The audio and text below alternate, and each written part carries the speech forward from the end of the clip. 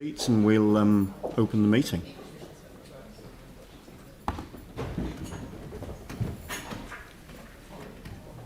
Whakataka te hau ki te uru. Whakataka te hau ki te tonga. Kia ma kina ki uta. Kia ma taratara ki tai. E hiake ana te atakora. He tio, he huka, he hohu. Tihe moriora. So good morning and welcome. I'll start with item 1, apologies. So we have an apology for absence from James Goff, an apology for lateness from Mike Davidson, an apology for a partial absence from Anne Galloway and from Tim Scandrett, and an apology for lateness from Jake McClellan. So I'm happy to move those apologies. Sam MacDonald will second. All those in favour say aye. Aye. Against, that's carried. Now, declarations of interest. Item 17, we've got a note here of some declarations of interest from directors of Christchurch City Holdings Limited. Councillor Chen declared an interest in public excluded item 18. Tim Scandrett in respect of venues Otautahi on that item. And we should also note a interest from me in relation to the Rod Donald Banks Peninsula Trust on that item as well. So with those noted, we'll move on. If there's anything else that becomes apparent as we move through the meeting, please make it known at that time. So now we move to item 3, confirmation of previous minutes. I'm happy to move the minutes of the meeting that was held on the 24th of June. Do I have a seconder for that? Melanie Coker. All those in favour say aye. Against, that's carried. Item 19, we have a recommendation to receive and consider the public excluded report, item 20, in this meeting. I'm happy to move that. Sam will second. All those in favour say aye. Against, that's carried. And then we move to item 4, public forum. And I was expecting Michael Bell from Little Andromeda, who is here. Michael, good morning. Thanks very much indeed for joining us. So as a public forum item, you've got 5 minutes to present to us. Welcome to the table. Good to have you with us. Thank you. I have seen, kia ora everyone. I've seen that you're opening up potentially the Ken's Camera site for expressions of interest or proposals from potentially arts groups, is what I read in the report and in the paper. Great, awesome. Now, obviously, this was the site that myself and others have been sort of in your ear about over the last several years. There's a little bit of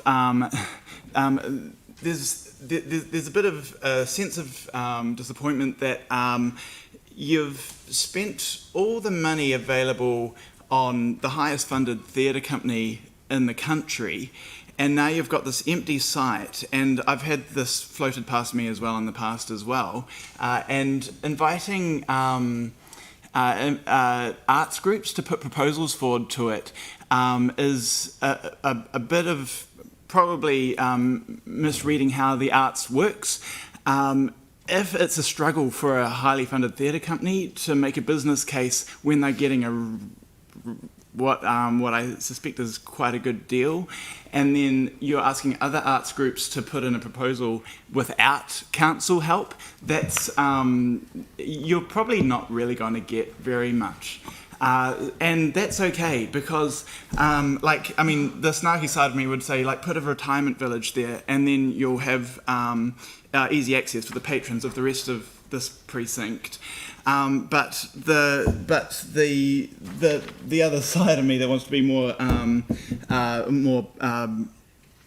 helpful. Thank you. Thank you.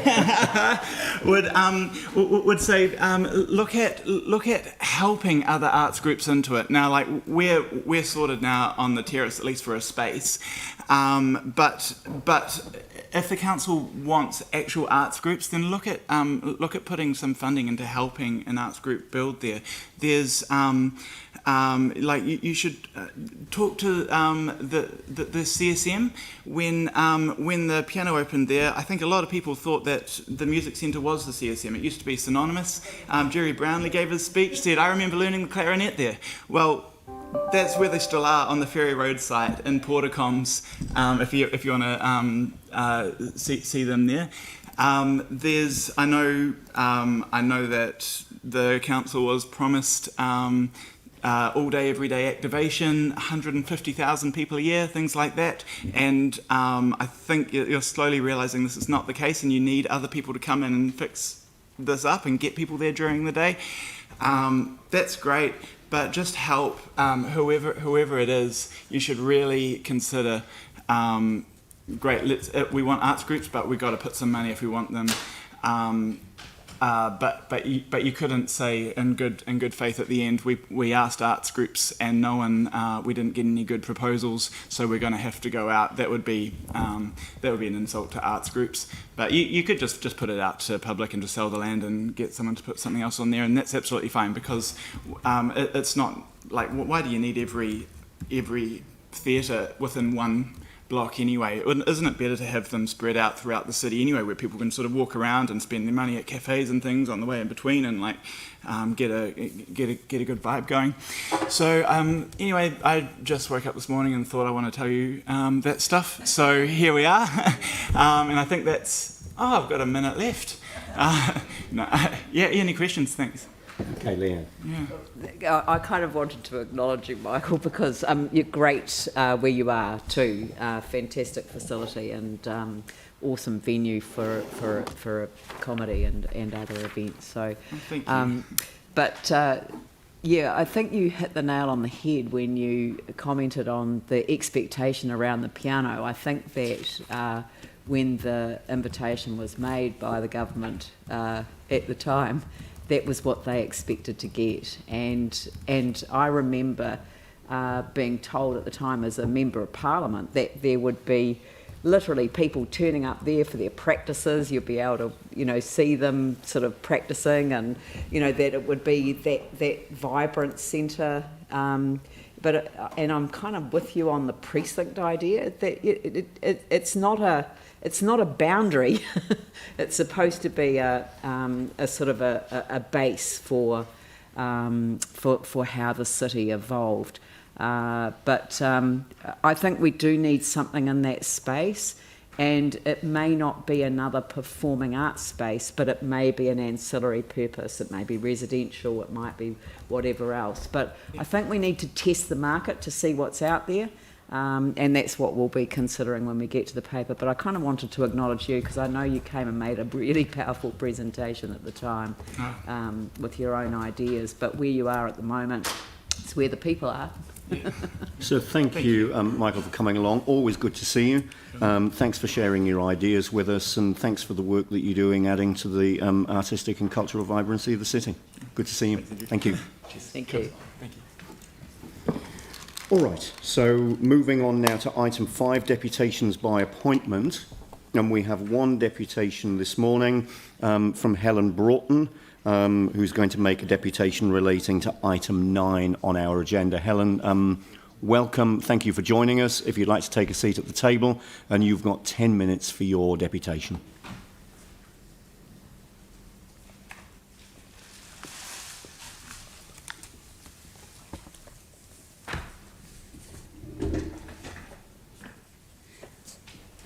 Thank you, and I must say this is the least prepared I've been for any deputation, so you'll just have to take it as it is.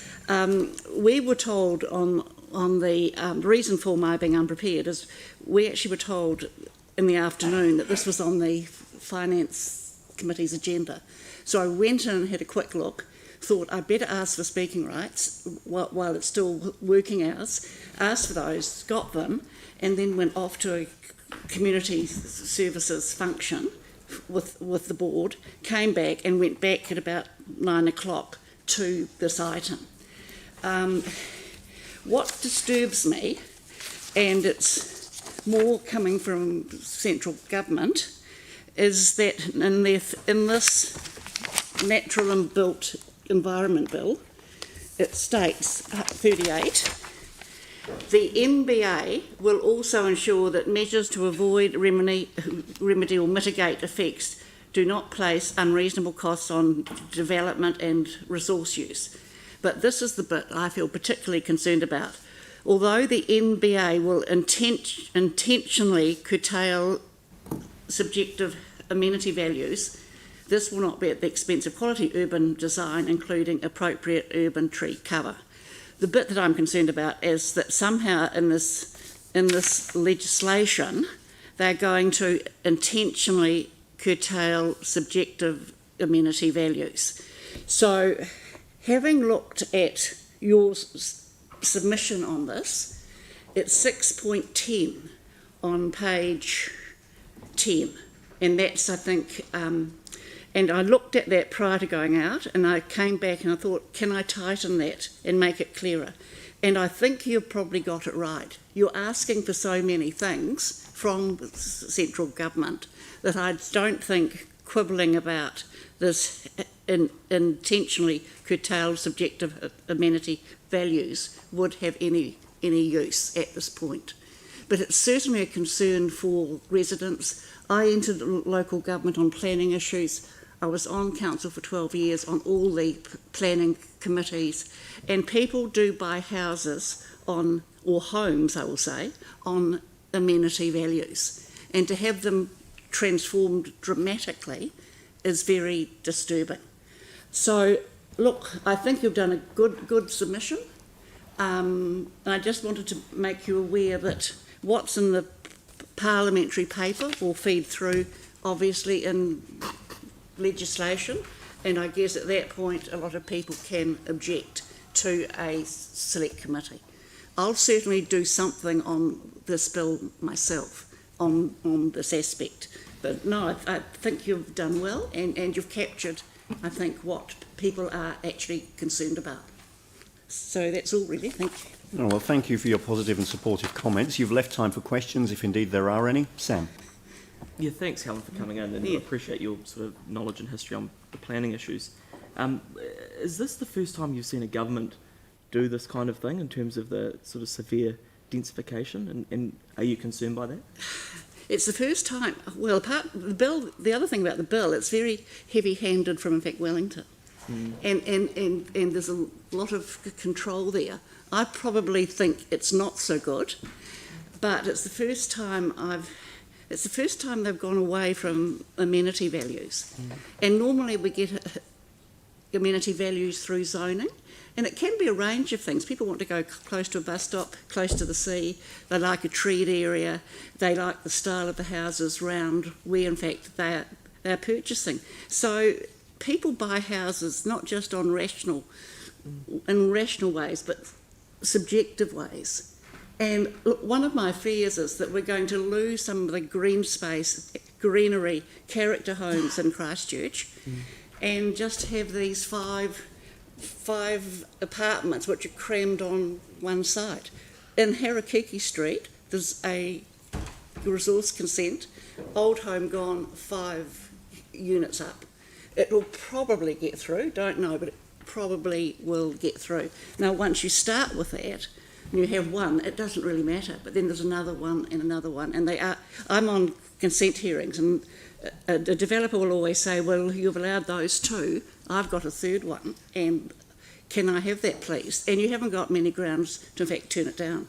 So I think you've got to get I'm concerned about the Act, actually. Yes. Okay. It's prescriptive. So you're kind of comfortable with our approach to it? Absolutely. Yeah. I think you could have been a bit stronger, but that's fine. I think what you've done is fine. Can I also say that in 6.10 you say that you're not seeking to retain the status quo against intensification. It is the impact on the livability of over-intensification. I was on a resource panel probably about 9 months ago, and we learnt that there's 77 households per hectare. When the plan was done in 2016, it was planned 30 households per hectare. That's medium density. Minimum, was it? Yeah. Okay. But it's gone way over, I think, what people saw at the time. No maximum, no. Yeah. So, Leanne, you've got a question?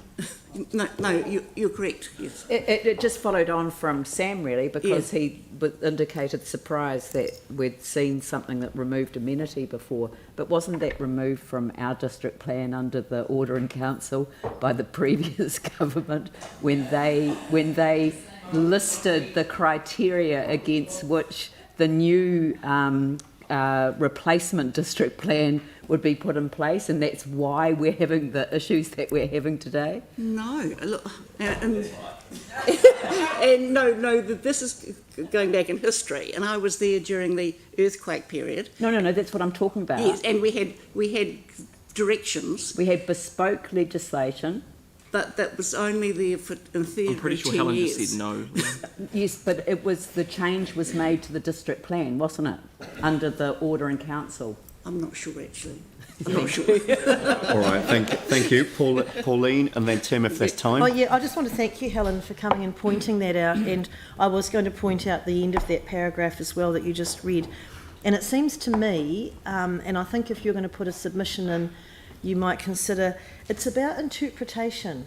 And when you talk about terms like livability and over-intensification, how do you interpret those words? And so possibly it might be a good idea to seek more kind of clarity about that. Thank you. I mean, because you pointed out when people buy a house in an area, because of that area, because of certain things in there, subjective amenity, then they face losing that. So it's not just about the status quo being about biased against for the status quo. It's about actually interpreting those words, don't you think? I know, I agree, actually. I agree. So perhaps if you do your submission, you might Thank you. focus on that as well. Thank you. Thank you. Thank Tim. you. Yeah, thank you. And it is about, I guess, definitions as well, because I don't know, have you been approached by anyone who's bought or purchased some of these these new townhouses or homes? I've been approached by 3 people who said they've bought one and they've immediately been approached by a second one as a great investment opportunity. So do you think this is kind of building more homes for people or more investment properties for future Airbnbs, or what would your interpretation be? Well, I've been, as you know, around quite a long time. On the southern side of Riccarton Road, it's medium density, and it's been there for 20 years. And my experience is the old home goes down, 4 units go up, and they tend to be rented. And because you've got 3 people in each unit, you might have 7 cars. So you've got the cars on the street. So on that southern Riccarton side, you won't find a lot of home owners anymore. So it just changes the whole social cohesion factor. And I don't know, if people are brought into an area, they've developed links, they've got the primary school there, they've gone to the primary school, it's a greened area. Why should that change dramatically? I mean, that's the kind of issue.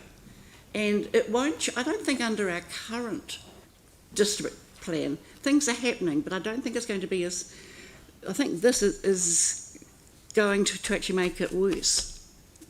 I think under our district plan there is change, but I think this is going to make it worse.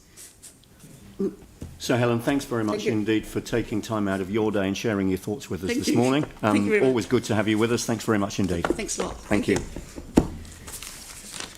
All right, so now moving on to item 7, the Capital Performance Report for June 2021. So, of course, this is the report that closes out the previous financial year.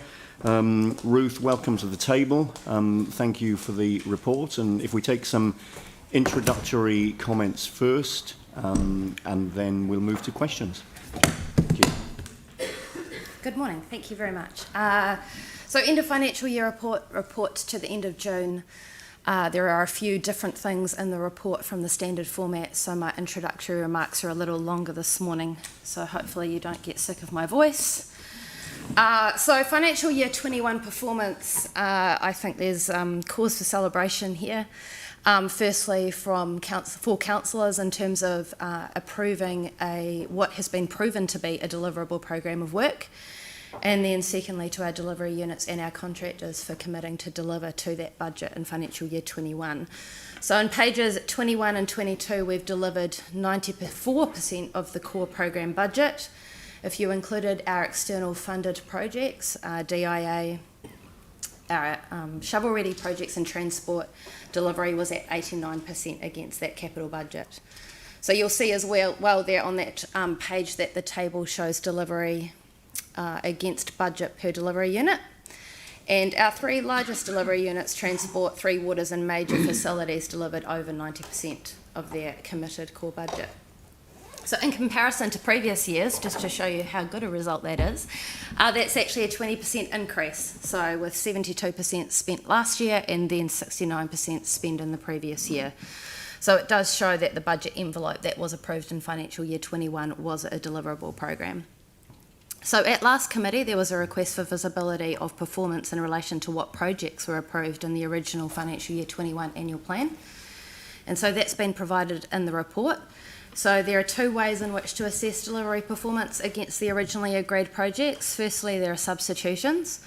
So when the overall financial year forecast against a group of activities, for example, transportation, may be less than the approved financial year budget, delivery units may bring forward a project that's been approved in the long-term plan in future years to enable earlier delivery. So that's what we call a substitution. So be assured that while projects are rephased for earlier delivery, they are still delivered within the overall approved budget. So the value of projects substituted into financial year 21, so they were not projects that were listed as part of the original annual plan, was a value of 27.2 million.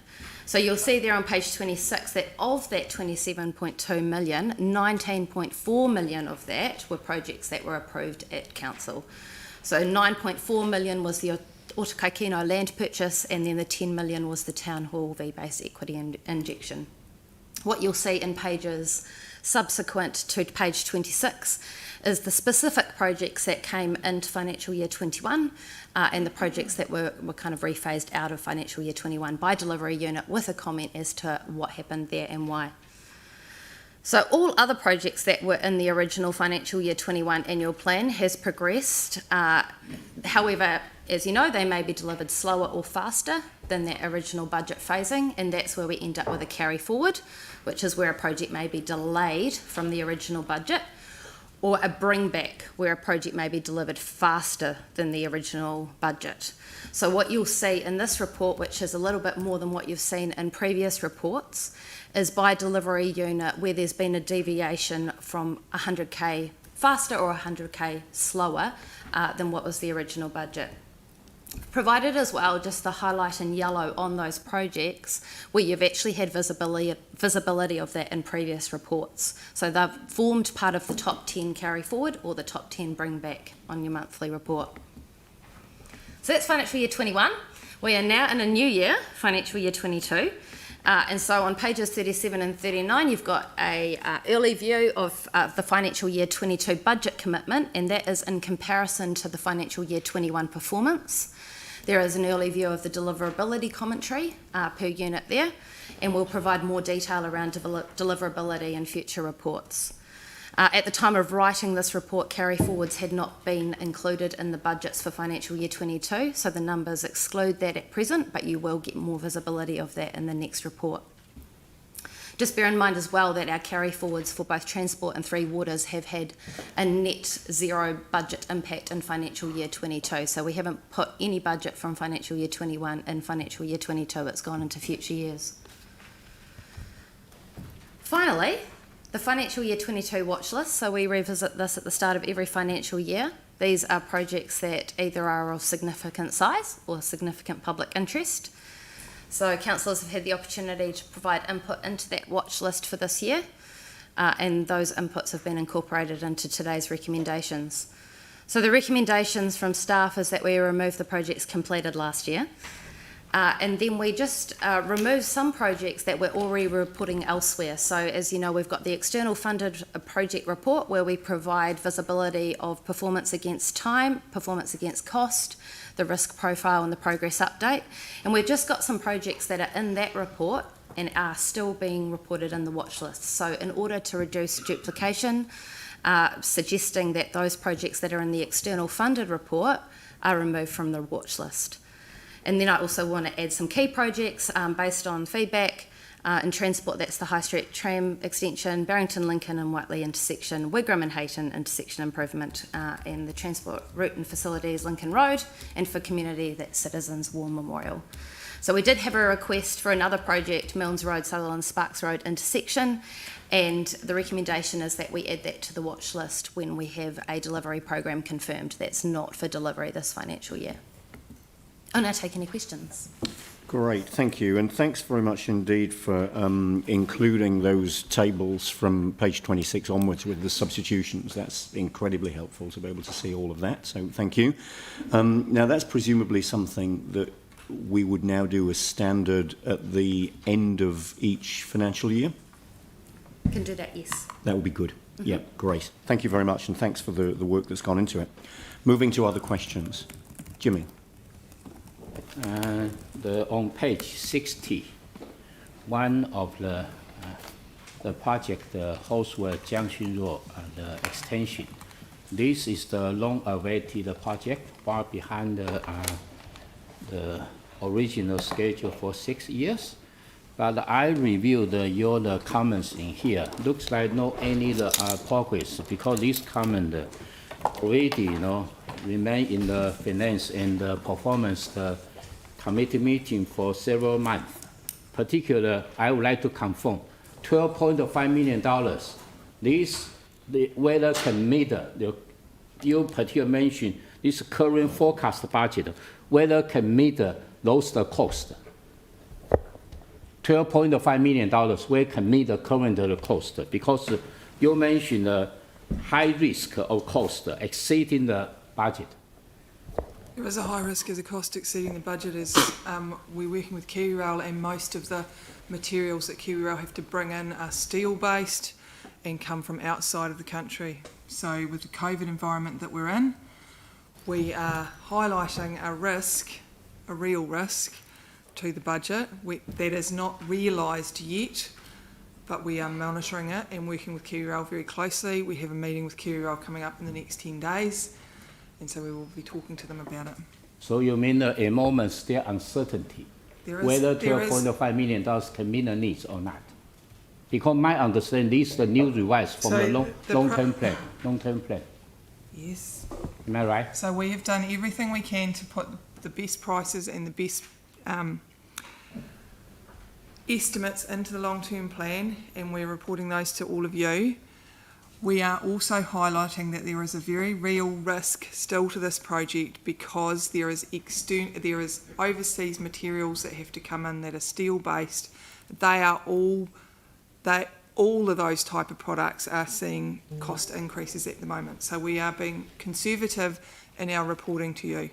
Yeah, but my understanding, the overseas, the material purchased from overseas is only 4 items, and these items are almost closed for 2 years. So I just want to know what is update status regarding to this overseas material purchase.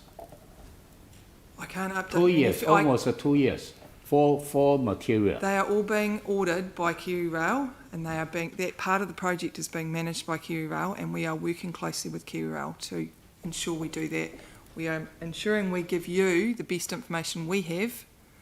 Yeah, but I sent through our office of CE for more than 6 weeks. I didn't get any response. I don't have any. Sorry, Councillor. I'm not aware so of any Jimmy, you might outstanding want to pick responses. that issue up outside of the meeting. Yes. And obviously, we can't necessarily expect our staff to know the details of a project which is KiwiRail's project rather than our own. myself the concern. This business group and also community most are concerned at least the item.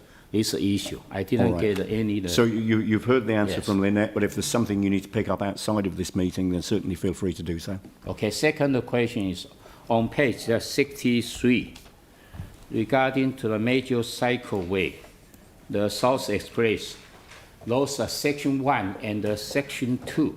Yes. Section 1 particularly mentioned our progress is in the construction progress. The section between the High to the Jones Road, and also the delivery date will be in April of next year. Yes. But the community and I myself, I have looked at those sections. I didn't see that any of the section has been undertaking those construction. So I just don't know where about we have a construction, because we specify in here is a construction, where about? So construction should be finished in section 1 in April 22. Yeah, I understand, but And where the- about, the have pro- not the yet project construction. managers- Not yet the construction, why we mention here construction. I didn't see any, between this section have any undertaking the construction. They're starting, my understanding is they're starting on the piece at Waterloo Road very, very soon. So it is, Not yet. The moment, no, not but yet. construction in this means Yes. we've awarded a contract, and we have. Yeah. For the piece Okay. at Waterloo Road. So there are parts of it that have started. The phase of the project has moved into construction.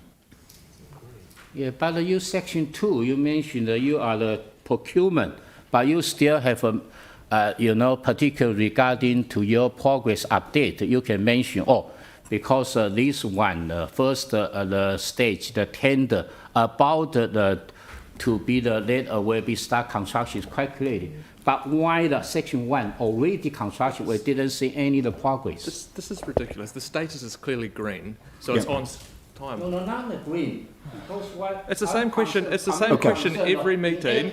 So, Jimmy, you've had your question answered. The project is showing us in construction because it's technically in the construction phase. Yes. That doesn't necessarily mean that work would have started on the ground yet, but the contract has been awarded. And it's due to. Yeah, and we've also again heard from Lynette. Construction, visible construction, work going on the ground is imminent. It's expected to start very, very soon. The answer was quite clear. Okay, thank you. Thank you. Yanni. Thank you. Just a few minor questions. One is on the bring forward of the LED lighting. We're also waiting for the research, and there's no reference to the research around the impact on the environment, but I wondered if, obviously, the concern is that we're accelerating the budget ahead of getting the research back around the impact on the natural environment. Therefore, we'll be a lot more progressed through the program, and the ability to respond to the research is limited. So what's the best way of kind of making sure that we don't go and spend all that money now before we know what the impact is from that research? And do we have any update on when the research is coming back? So 2 parts to the question is the acceleration of the program. When we did the last annual plan, you as a council asked us to consider our programs of work, and the last 2 annual plans you've asked us to consider our programs of work and ensure that we provide you with a deliverable program. So set ourselves up to succeed is, I believe, what the conversation was at the time, and we did that by saying, right, we've got a program of work, there's a number of risks around it. At the time we were doing the last annual plan with the LED project, there was a huge risk on and a huge number of unknowns on getting materials in from overseas, because a lot of our materials come from overseas. We're reasonably conservative in what we thought we could deliver. This program was always planned to be delivered and predominantly delivered by the end of the 21 financial year. That's when we had the funding and the 83% funding from NZTA. If we didn't deliver it by then, we didn't realise the funding from NZTA. So we were reasonably hard on the team, I suppose you say, and we were very conservative, and we pushed some of that into this financial year, FY22. The team and the contractors have worked really, really hard to deliver as much as they can against the original program to ensure that we realise the financial benefits that we were getting from NZTA in the last NLTF period. So that's what they did around the funding. The research, I believe you have had back through a memo, and you've had that on multiple occasions. I can ask the Office of the CE to resend it if that's okay. So what we were told in the memo, council supporting NIWA with research project funded by MB, reducing the impact of LED streetlight conversions on cultural and ecological values. Experimental results will populate an interactive map depicting lighting scenarios overlaid with areas of cultural importance identified by the Ngāi Tahu Cultural Mapping Project. But I guess what I'm concerned about is that we're installing lights in areas that may be culturally or environmentally we're not. significant. You need to have some confidence that we're not doing that. We are replacing the street lights in the existing streets that we've got. We are avoiding areas of cultural and ecological significance. So the team are working to understand that. They're also working with NIWA. We're not deliberately going in to try and put lights into everywhere. Right, so We're upgrading our street lit program. That might be helpful to give to the community, like a map of the areas Well, that we're not doing. NIWA's work is still going, and it's not. My understanding is it's not completed yet, and that memo said it was due to complete later this year. Yeah. And we will send that on to you as soon as we have it. Yeah, I just want to have confidence that we don't end up in a situation of having to go and replace lights that we've already done in areas that are environmentally important to the community or culturally significant to Ngāi Tahu. All I can say is that I have a level of confidence in the team that they're working with those groups to understand that and ensure they don't. Yeah. Thank you. The other question I had was around the Linwood Village remediation. It's project ID 62147 on page 58, and it says it's behind and that there's a carry forward of 569,000. Like, why is that project behind? I think that's about the financial year phasing. So that's about the budget that was allocated for it in financial year 21. So that's not necessarily that the project is overall behind. It's just that the actual spend in the project in financial year 21 was not as per the budget that was in financial year 21. Have we allocated additional money to that project as a result? No, it's just a phasing issue. So the life budget stays the same. The budget just moves. Okay, and do we know when the work will be done? Because I know that there's already been work happening on that site. So, I mean, the temporary village is gone. It does seem a bit weird that we'd be still in the planning phase. And your answer to that. We do have available on the external council website a public map that you can search any project at any time and see what delivery date is as well. So the Linwood Park, where the village was, the remediation, so it's currently at a stage where we've had 3 proposals put in front of us in terms of how we can mitigate and remediate that land. 2 of them are above the funding that is available from the NB funding that was provided. One of them sits just within the budget, but it is a suboptimal solution. So we're actually looking at our wider program now in terms of how we can support funding the gap, which is not significant, to make sure that we get the park back into the state that it should be. I just think so that's what's causing the delay to the program, if you like. Okay. And we're sitting at, it's not really causing a delay to the program because you're probably familiar, we're halfway through the remediation of the number 1 field there, and it's been sitting on hold because of weather. So things will speed up once we have that funding. I just think there needs to be some comms to the community about what's going on, because people, we're pretty patient with the village. It would be quite good to have something that kind of explained what was happening, given that there's lots of work happening on this in this area. So I think that might be quite helpful, and maybe a memo to the community board. Thank you. Just the other question from me, the final question, was in regards to the. Sorry, I'm just trying to turn to the page. Parakuori. So this is on page 47. I think the frustration is that the comments here seem to be the same ones we get every watch list. So we're carrying forward 37.6 million, and we're really not getting any information about what's going on. I mean, it just, we can't confirm a completion date. There's issues with the construction or with the COVID-19 impacts. is there any more details that we've got over what's happening? I mean, this is like one of our biggest projects, and it just feels like we're completely in the dark over how it's, you know, how it's tracking. I mean, there's just no details about what's going on. As you know, this is a third-party delivered project, so we can only provide the information to you that we get from Otakaro. I know Alistair is unwell today. Is there anyone else? We're on the project board, right? It's got a project steering group that we're involved with.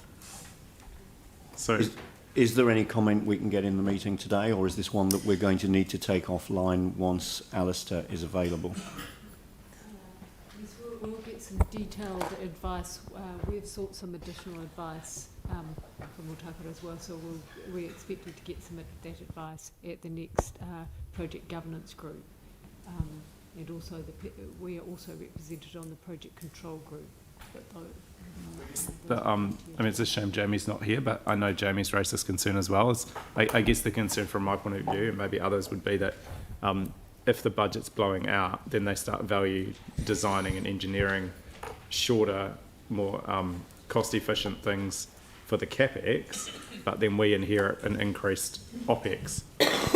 So the agreement with the Crown doesn't allow them to value manage without our agreement, and actually Bruce probably can answer that because he's part Bruce, of thanks for some comments. So we're very close to the project, and I can definitely assure you that one of the things that we're taking a strong position on is we don't want to see that any value management out of things that are important.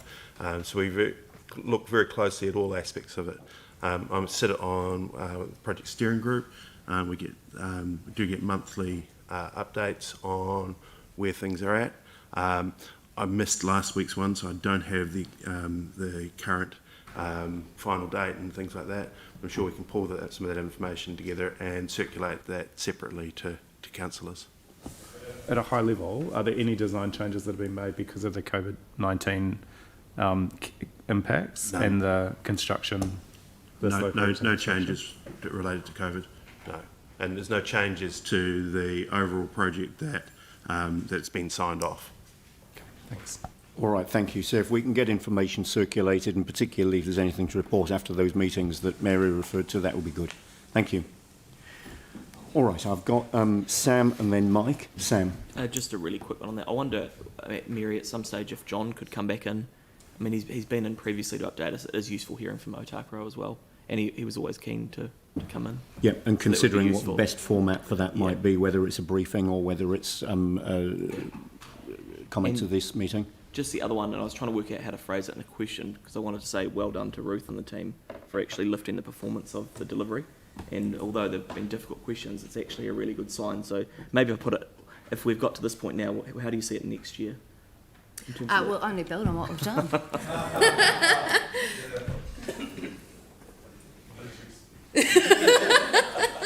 All right, thank you. Mike. Thanks. Just a question on page 62 around the Northern Line rail crossings. I'm just wondering, because obviously, you know, I accept that it's going to be completed by December 23, but that's obviously the full crossing. Where are we at for actually looking at a temporary solution for running parallel beside the railway lines? Temporary crossing solution? Yeah. Yeah. My understanding is the team are working through that. I'm getting an update in about 10 days when we sit down with KiwiRail again. Okay. So they are working to try and find some interim measures that can be implemented to improve safety at the crossings, especially Harewood, Langdons. Yeah. Thank you. Thank you. Anne. Thanks, Ruth, again for a really clear report. In terms of watch lists, I'd actually requested that the Milnes Road, Sutherlands Road intersection be put on a watch list. And I see that the definitions for those things to be put on as significant of public interest.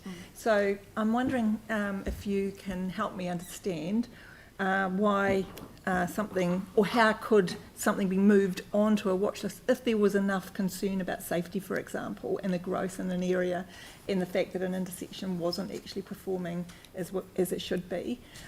So basically, is there any way we can get it onto the watch list if it hasn't been put on? Thank you. So the reason that you've outlined is not the reason why it's not on the watch list. So it's essentially phased in the long-term plan at the moment for financial year 29. So it's quite a wee way out.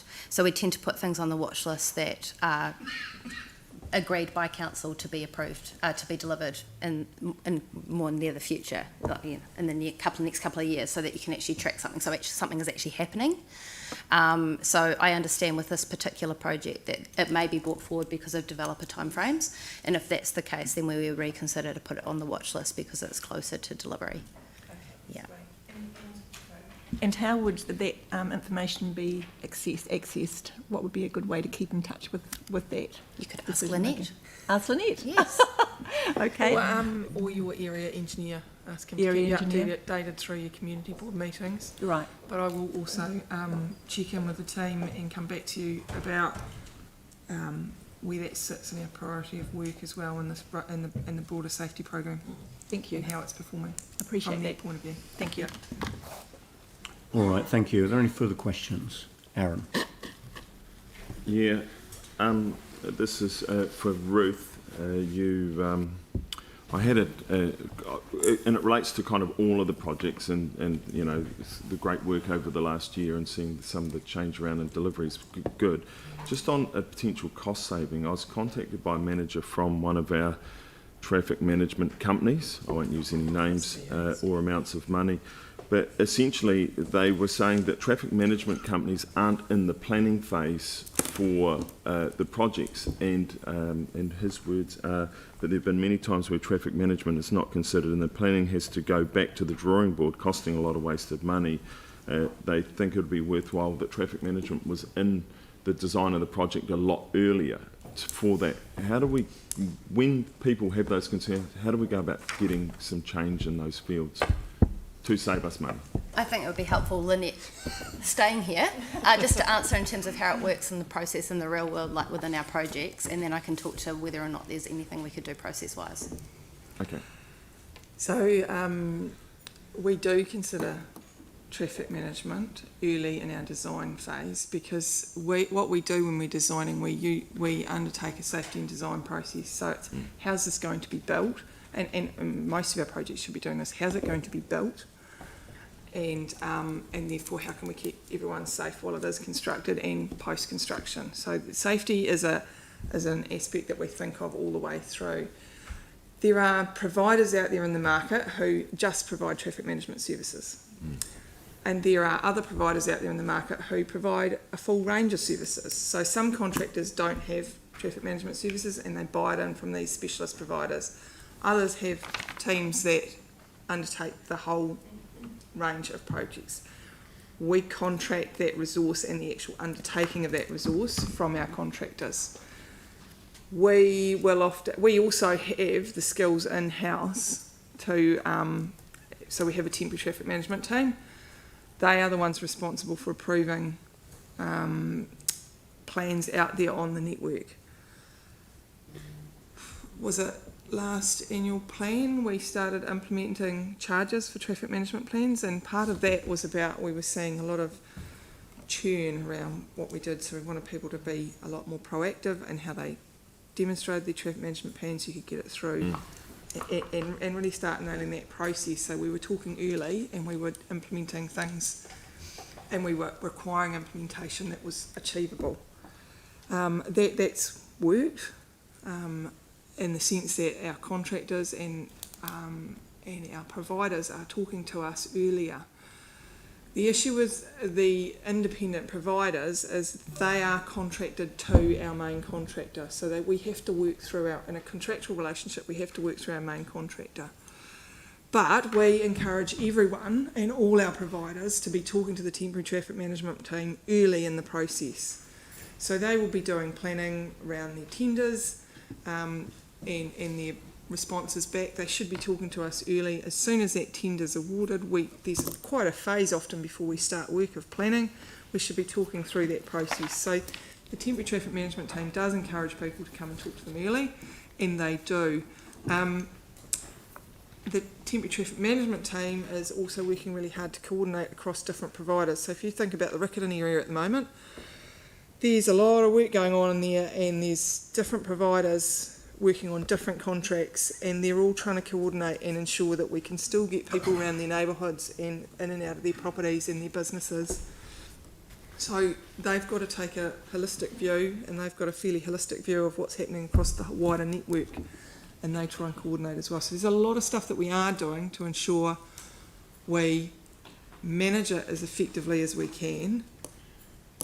The flip side of this is around the cost. Temporary traffic management costs are increasing and are going to increase. There are changes coming to that industry.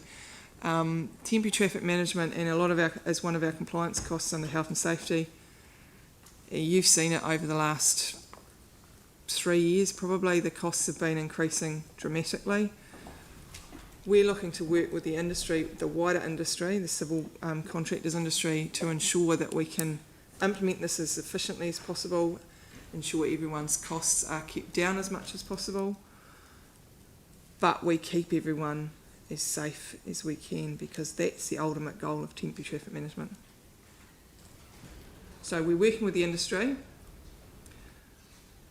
There'll be a lot of views out there. I can only give you ours from working inside and working with a lot of really good providers. Does that help? Not really, but it was a good answer. All right. Thank you. We're doing everything we can to ensure we reduce costs as a wind-up. Just the industry's come to us and said you could save a lot of money by doing it differently, and they're a manager at one of the major providers, so they shouldn't be too stupid. But like I said, they've got to work through our main contractors, so we contract with the main contractors. They've got to work through with them. The best thing they can do is provide and develop really good working relationships with our main contractors, not with us as council.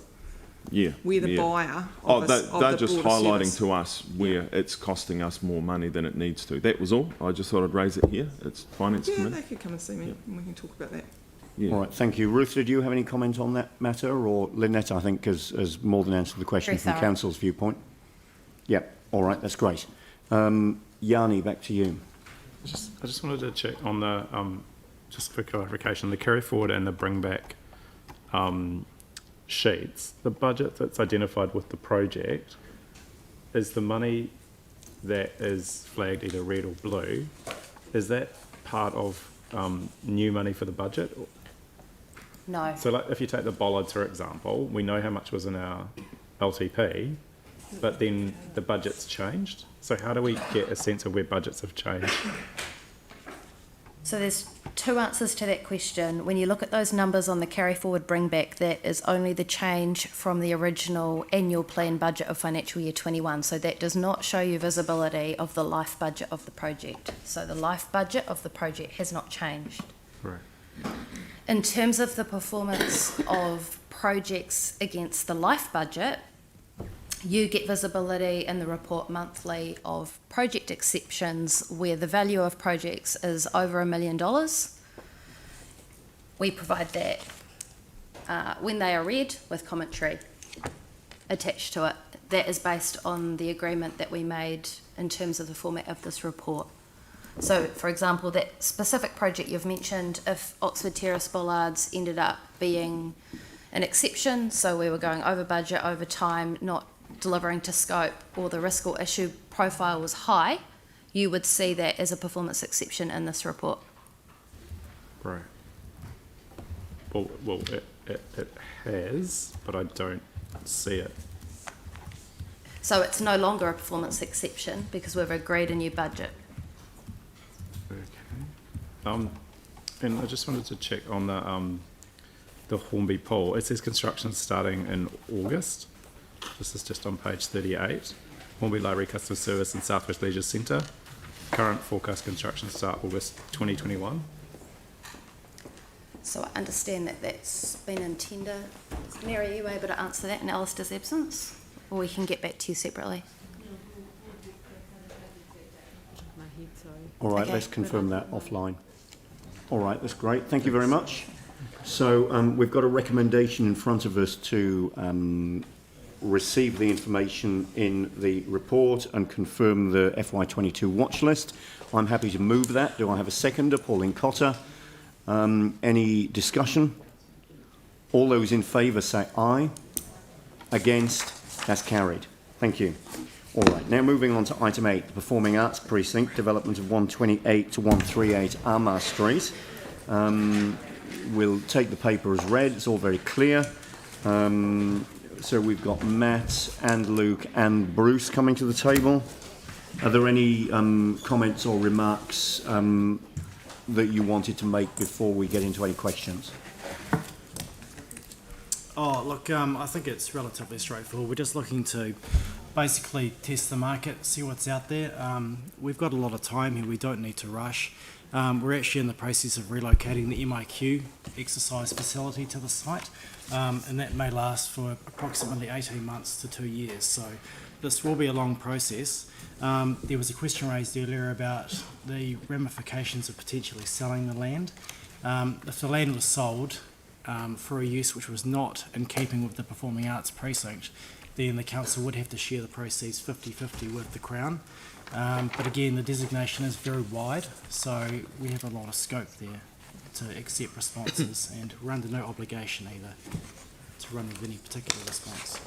So just clarifying that, if it was sold for a purpose that was in line with the designation, Yes, all of the funds would come to council. that's correct. But if it was sold for a purpose outside of the designation, 50% of the proceeds would go to the Crown. That's right.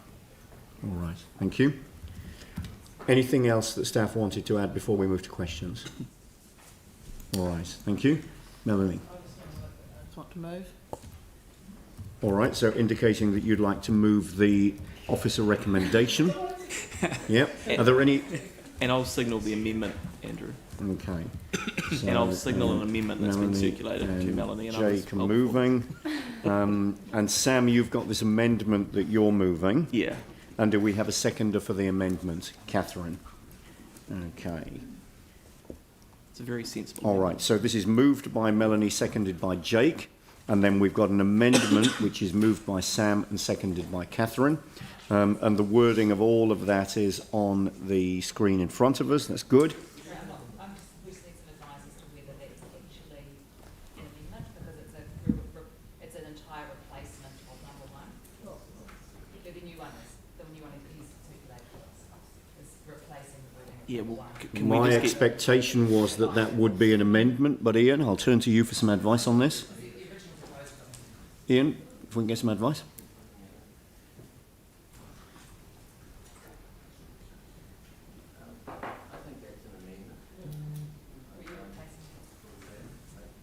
Yeah. Yep. All right, so we'll take that advice. Thank you very much indeed. So we will deal with it as an amendment. That's fine. So still in questions, Pauline. I have a question. I know that eventually consultation is required. I'm just wondering when that comes into the time frame. So if we were to lease it, we'd have to consult. So do we consult after an EOI? Yes, we would. Yeah, so we'll work our way through to an agreement, and then depending on the makeup of that agreement, we would need to consult. For Okay, thank approximately you. 1 month. Yep.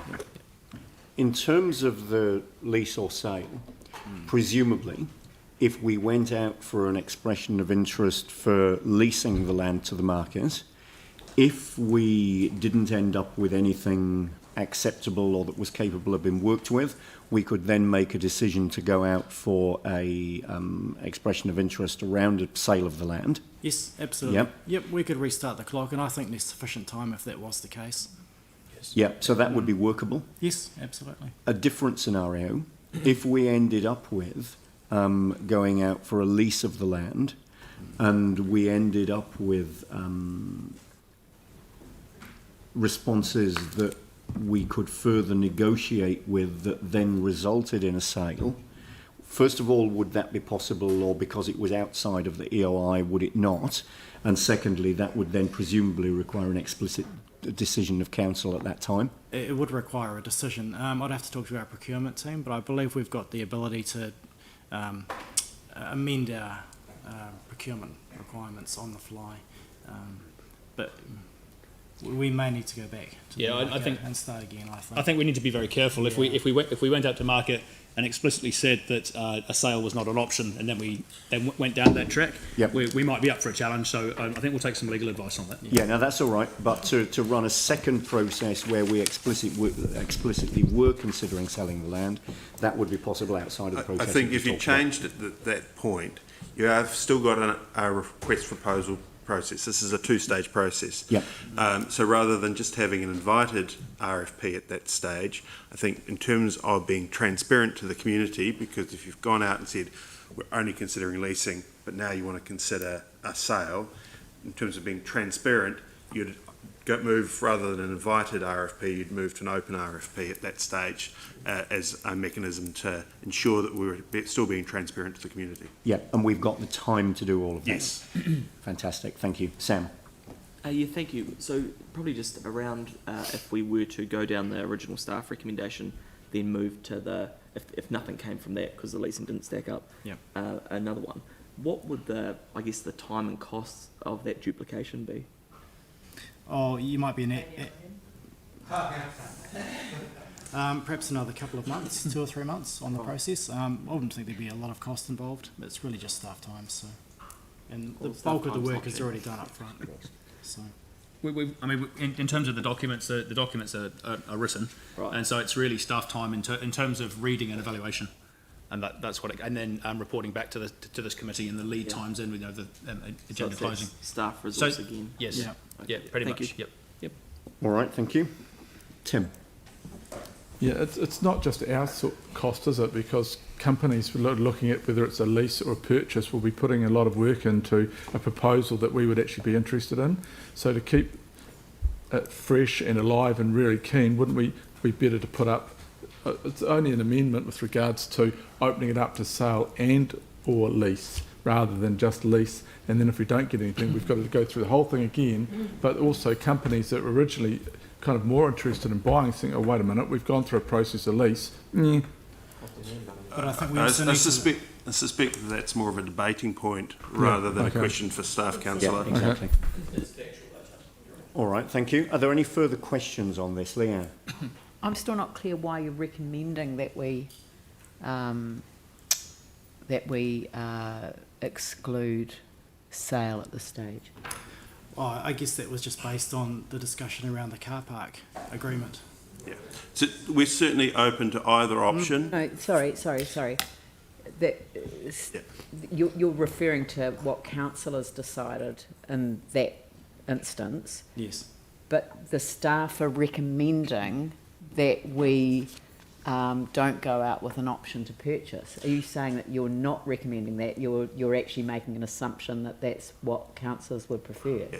The main purpose for bringing this point up is to try and get clarity from council now before we start the process. Yep. Where I believe that from the car parking process. I'm not querying that. I'm just asking: is that a recommendation from staff? Does staff think we should only put out one option? No. No. Okay. Thank you. Yeah. That's all I wanted. It's the discussion point for today, really. Yeah. So council. Yeah. But you're not recommending to us that that's, in your view, from your expert position, that that's the best option. The best option is to go out with both options. Yeah, if I'm allowed the privilege of saying a personal opinion, I think you should keep your options as wide as possible. Exactly right. Thank you. That's ideal. Thank you. Thank you. Are there any further questions, Sarah?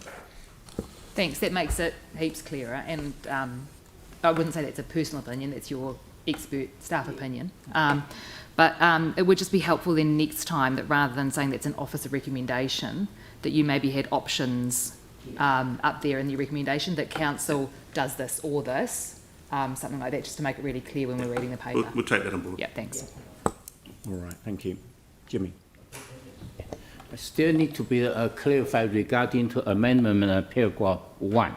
if we go this one, I just want to know, there's a two kind of separate expression of interest, the EOI, or just one combined together? We're just running one process now. One combined together. Correct. Sarah. Thanks. I'm just wondering, in your expert staff opinion, do you see a strategic value in this particular piece of land for the future of the city and what the council might like to do in the future or something like that? In terms of what I understand the future development around that area will be, certainly keeping that internal open space link through will be very important. Provides a further corridor through there. In terms of the rest of the site, I'm not as convinced, but I must say that having been a strong amount of analysis from the property team in terms of that, we need to go back to our other colleagues to see if there was other aspects of that. Yeah, but we've also received some feedback from Christchurch NZ on the proposal. Well, they're in support of us running a process. Basically, an activity which is going to bring in and activate daytime activities in that area for the Performing Arts Precinct, they think is very important. But this has always been the plan, to develop this site with a building. So we'd like to go out and test the market. And really to generate as much footfall as possible at all times of day, so that it's not a busy space from 5 p.m. onwards. So from a performing arts precinct point of view, it's a prime central city site, and it's quite strategic for the performing arts. So, Yep, Sarah. But we'll be open to expressions of interest for anything that's within the designation, not just anything that's that's right. And that generates vitality, vibrancy to the area. Yep. Sam. Yeah, thanks. And it may actually be a question, Mary, for you, if that's okay, because let's see, you're the general manager. It's more around the concern of how do we get a staff recommendation that the staff don't agree with? Yeah, but it's a fundamental question to all reports we get. I'll find out. I wasn't aware that staff didn't agree with the recommendation. Yeah. Okay. Can we find out offline? Yes. Thanks. Because it's. Yeah, indeed. Thank you. Tim. When we come back with the options, if there are any, and someone mentioned CNZ before with daytime activity, it would be good to have some kind of idea from whatever group it is about the possible future risk with regards to council having to subsidise or fund any group that's looking at this. Because at the moment we're having discussions about all these groups that we are funding. We really need to seriously look at that. Thank you. Anne. Just a purely technical question. For us oldies at this end of the table, can we have the writing a bit bigger? It's quite hard to read from here. I had my glasses on. Thank you. Or someone could change seats with me if you'd like to, but it was actually Phil's problem, not mine.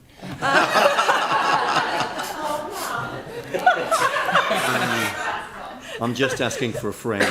Yeah. But I actually I do have a question just about the amendment. Would there be risk that if it's sold to somebody, to privately, that we might lose some of the potential public accessibility characteristics that you're talking about? No, you'd subdivide that section off. There's already protections in the encumbrance on that site there as well. So I think that would be fine. All right, thank you. So Yanni, questions?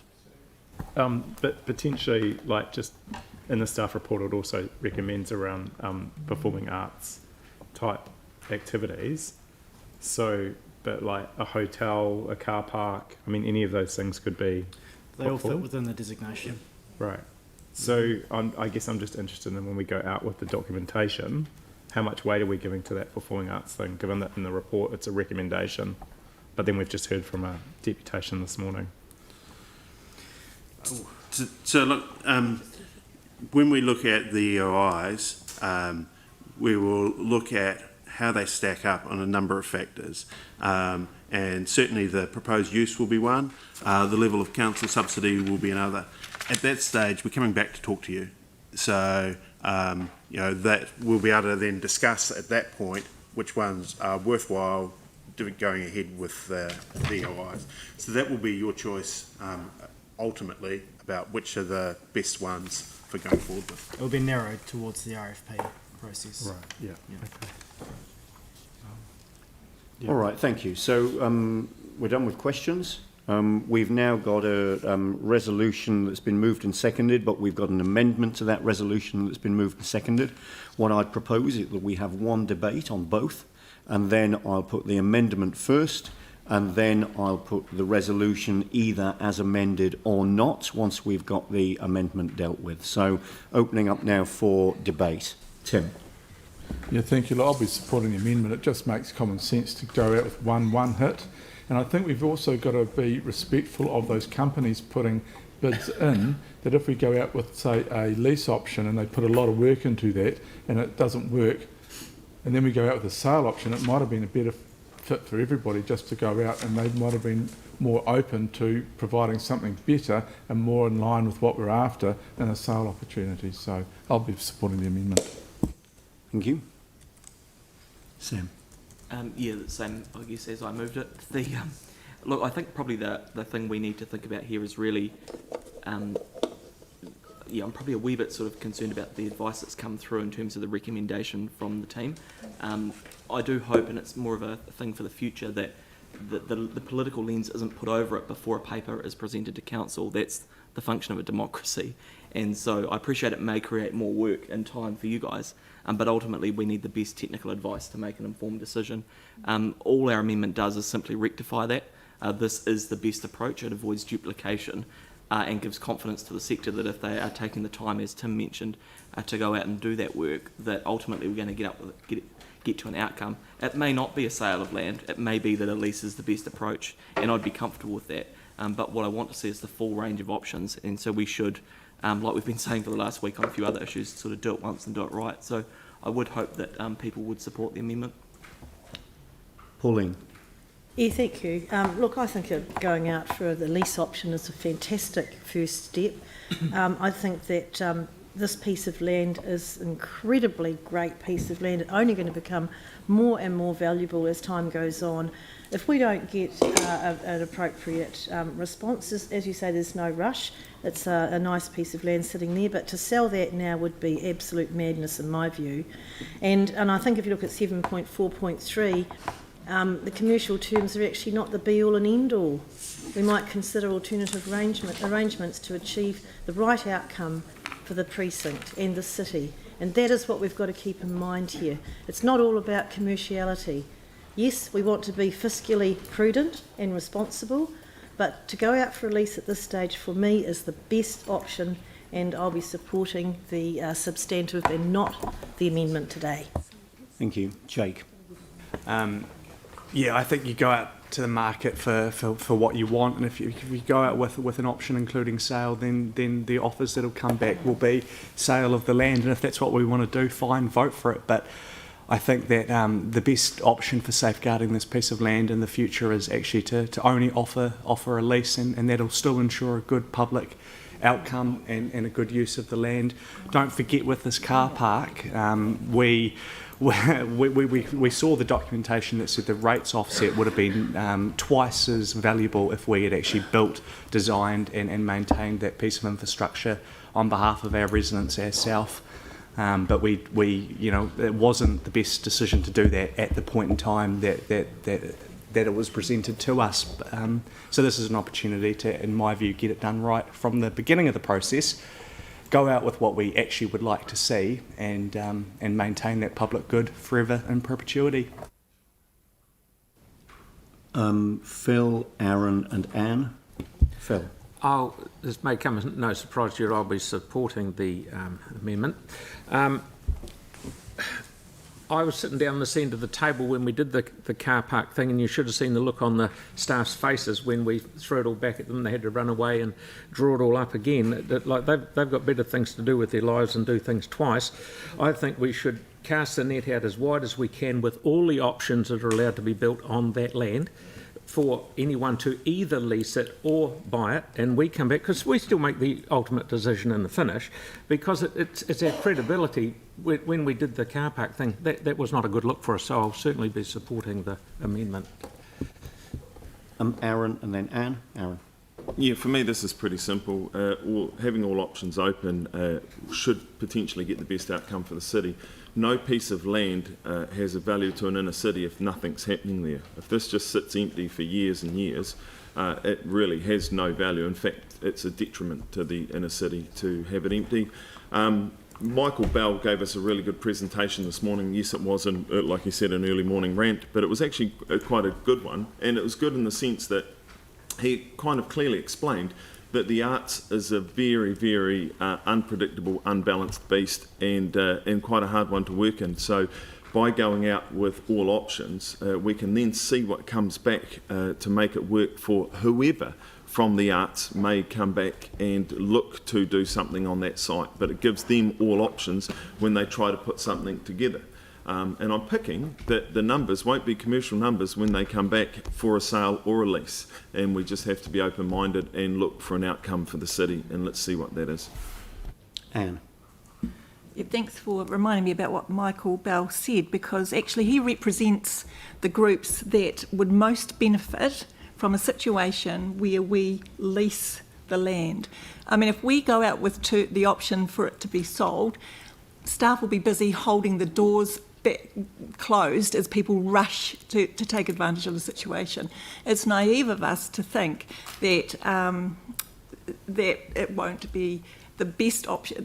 What will come to us will be strong options to sell. So let's not do that first. Let's go out and get expressions of interest from the people that we want to support through this precinct first, and then make the decision to go back out if we don't get some really well-considered expressions of interest. This land belongs to the people of Christchurch, and we have to be really careful about what we do with it. It is an asset. It's going to be an asset that continues to keep its value and increase its value, and we want it to be there for the sort of groups that Michael would represent. So I will be supporting the substantive recommendation. Thank you. Any further discussion? Leanne. Yes, I'm going to support the amendment. I think that we should go out with both options so that we can get a fair indication from the market as to what is on offer. We've already heard that half of the money goes to the Crown if it's outside the terms of the designation. So we can make a condition on the sale if it is a sale, or a lease if it is a lease, as to the terms of that sale or lease. So all of the protections can be written into the framework for either a lease or a purchase. So I don't think we should be frightened of hearing what people have to say. I mean, if an option included some residential, for example, which we're all screaming out for in that area, it's a brilliant area to live. Then I think we would be crazy not to have that option on the table. So I think this is really important. We have to think back. You know, this blueprint was announced to great fanfare in 2012. It is now, you know, it's 9 years later, and the original Performing Arts Precinct included the block across the road, which this council ensured would not proceed as a part of the Performing Arts Precinct by making the very wise decision, in my view, to reinstate the town hall. So once that decision was made, things changed. It also changed when I think the minister of the day realised that he had brought not the music school but the music centre into the precinct, and his vision of young people coming in and practising and, you know, playing the piano, learning the piano and practising their violins and everything else, that dream was abandoned before it was able to be even realised, because the Christchurch School of Music is not the music centre. It was a mistake.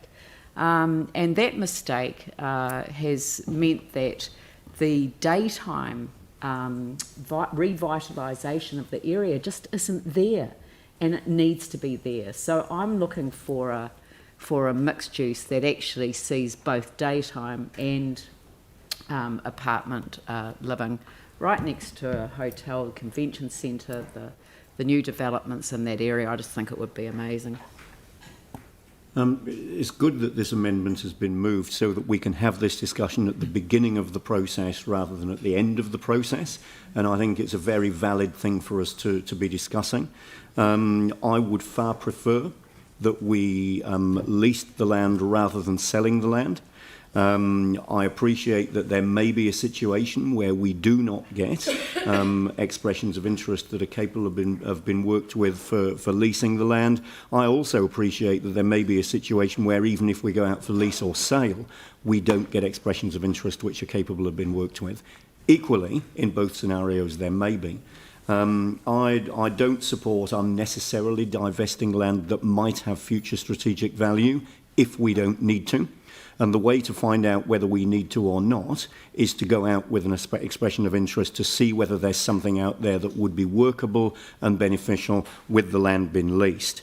What I certainly don't want is for the value that sits in the land, or possibly even the strategic value that sits in the land, to be the primary driver for the expressions of interest that we get. The activity that takes place on the land is what's going to add value to this precinct, and I'm very keen to see that we can achieve that without the need to divest the land. So I won't be supporting the amendment for that reason.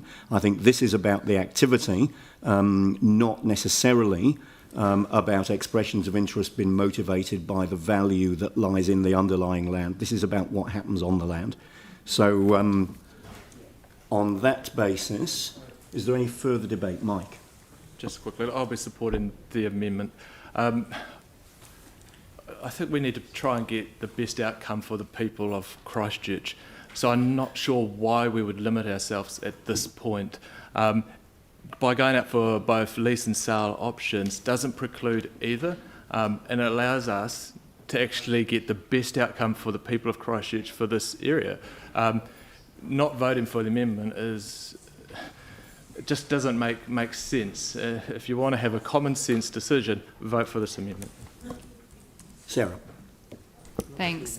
One of the things that we've seen in Christchurch in the last few years is actually we have had community organisations, not-for-profits, who have tried to get projects off the ground on leased land, whether they be residential or others, and it's made it really, really difficult because without land ownership, they can't borrow against it, and bank loans are really, really difficult to actually develop sites in ways that are of benefit to the community.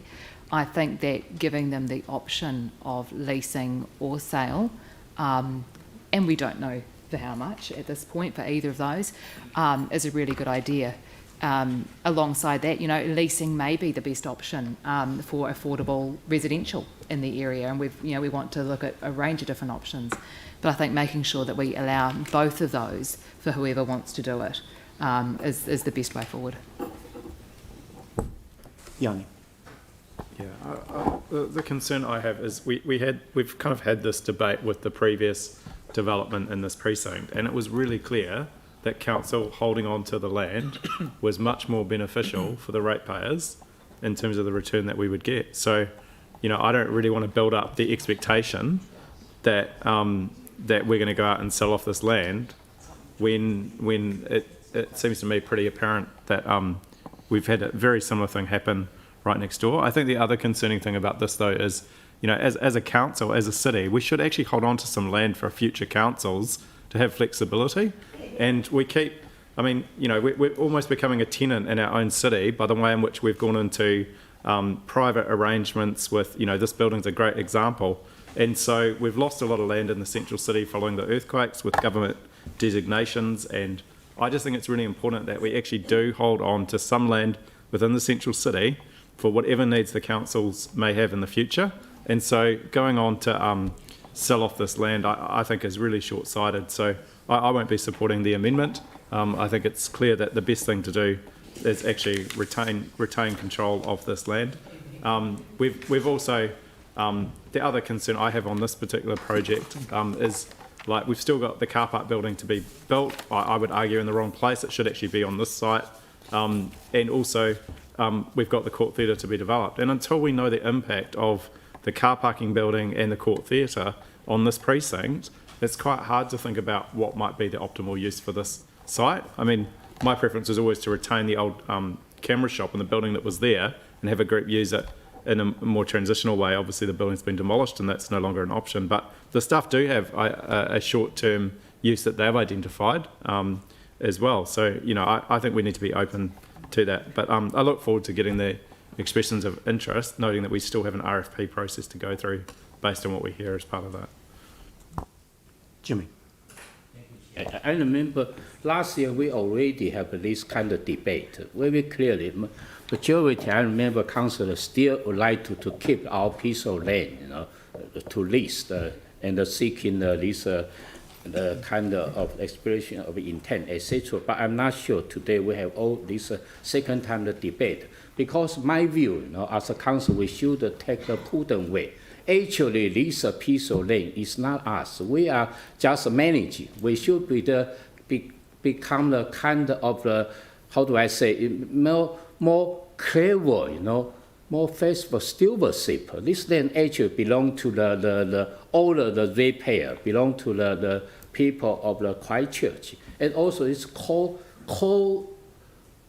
area of the CBD. You know, we still, if you take amendment, I'm particularly concerned whether first one is whether it's good timing, you know, even based on the current the market value. The other one, whether we might have potential open the loophole, you know, give the people, oh yes, this one possibility, you know, they like to take a more kind of low market value because this timing, you know, can get this piece of land. And also we mentioned the best outcome for people should be considered majority people, most of people, rather than part of the people. So this is my view. You know.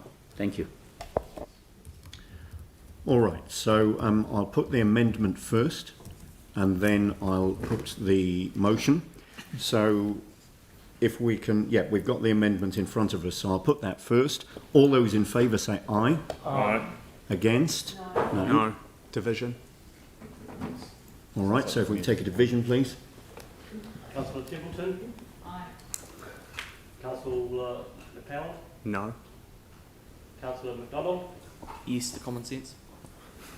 Councillor Johansson? No. Councillor Galloway? No. Councillor Coker? No. Councillor Chen? No. The Mayor? Yes. Councillor Scandrick? Yes. Councillor Major? Yes. Councillor Fion? Oh, yes to common sense. Councillor Davidson? Councillor Cotter?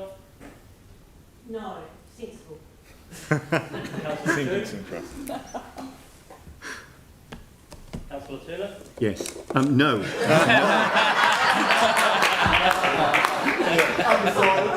I was saying yes to acknowledge my name and no to the amendment. No. So the yeses are 8 and the noes are 7.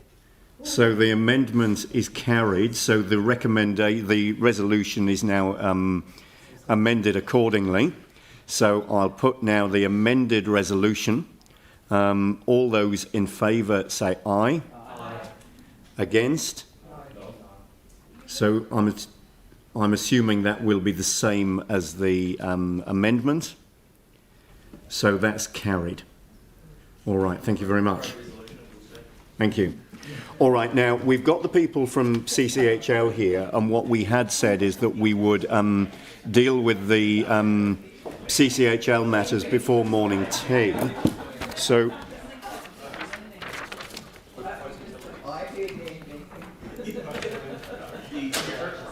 So what that requires us to do now is to go into public excluded, deal with the public excluded matters, then break for morning tea, and then come back and deal with the rest of the open agenda. But Paul's wanting to talk to me about something. Coming at 11:15, so if you wanted to have morning tea now. Why don't we have morning tea first? Okay, so morning tea first, then we'll do the public excluded agenda, which I'm predicting might take about 15 or 20 minutes, and then we'll come back and do the rest of the open agenda. So why don't we move into public excluded now? So if I can get the resolution to go into public excluded on the screen in front of us, please. Not saying that we should.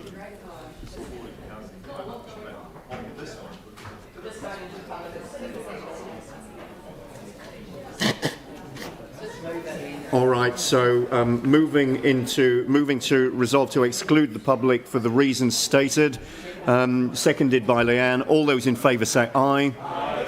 Against? That's carried. Thank you.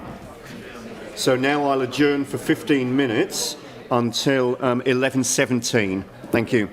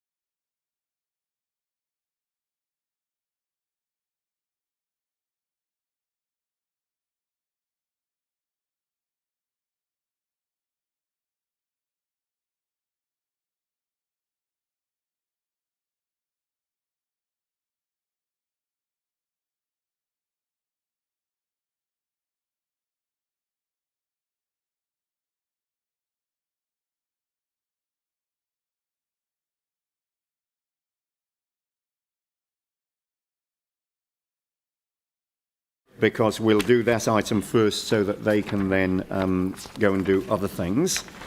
And obviously any media or public that want to come back in can do so as well.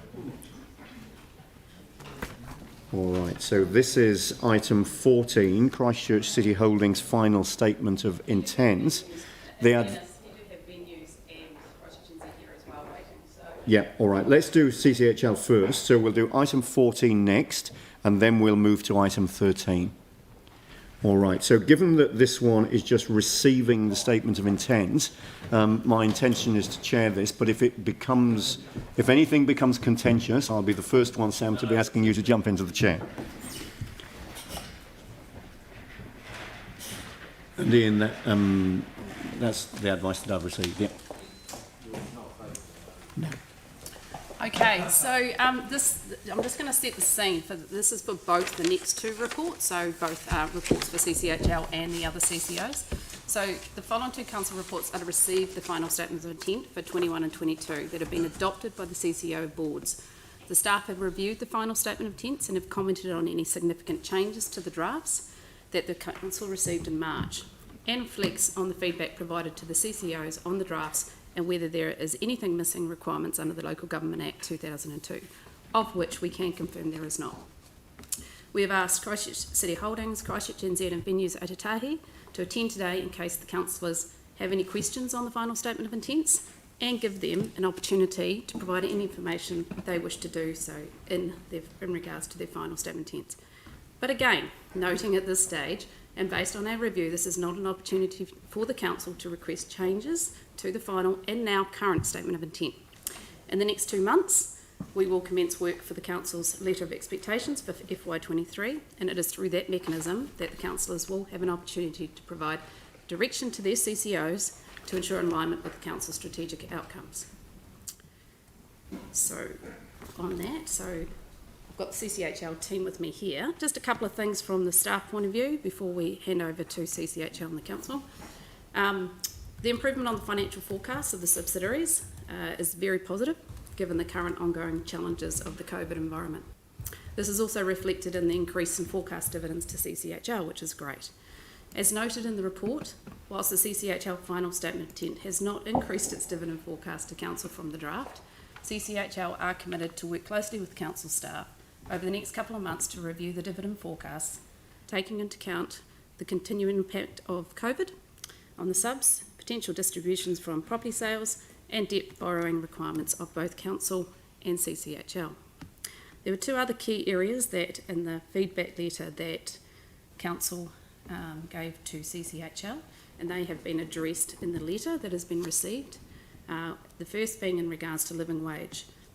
In regards to the questions raised in the feedback letter to CCHL, CCHL advises that it will work with its subsidiaries over the next 3 to 6 months to understand the potential implications on the group of implementing the living wage within the next 12 months for all direct employees, and within the next 24 months for all contractors, and provide feedback to the council on the outcome of this work. Noting that that feedback only went to CCHL late May, I think it was, early June. Mm-hmm. In regards to the senior remuneration, executive remuneration, CCHL subsidiaries have been asked to show and to annually report on a narrowing of the gap between the highest and lowest remuneration levels. On that note, I'll hand over to this team and to the council if they've got any further questions for CCHL, or whether, Paul, you've got anything you want to add. Thank you.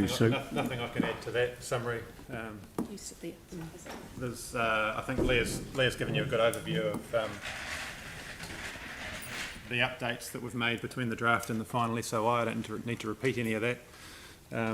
Claire, unless there's anything that you wanted to add from a board point of view. No, I think it's well covered. Yeah, I think we'd just be telling you what's in the reports that I'm sure you've all read, so I'm happy to open it up for questions. All right, great. So questions for the CCHL team, Pauline and then Tim. Okay, so Pauline. Thank you. Just on the living wage there, so is that the correct time frame that CCHL received the instruction from council regarding those desires around the living wage was May this year? I thought we'd given it. That was when the feedback. That was when we discussed the draft statement of intent, and it was the feedback from that draft statement of intent meeting, when you received the draft statement of intent and gave us comments on it, that was when that feedback was tabled.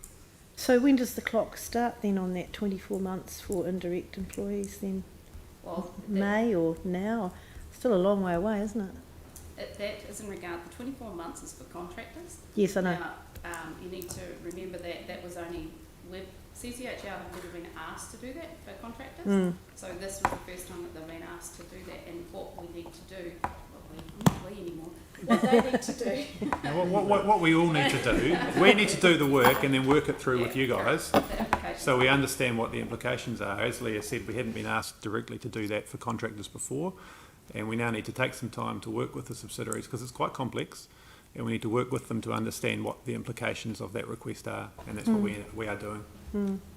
Yeah, I do understand that it is complicated and there are implications, but we have been asking for this for years now.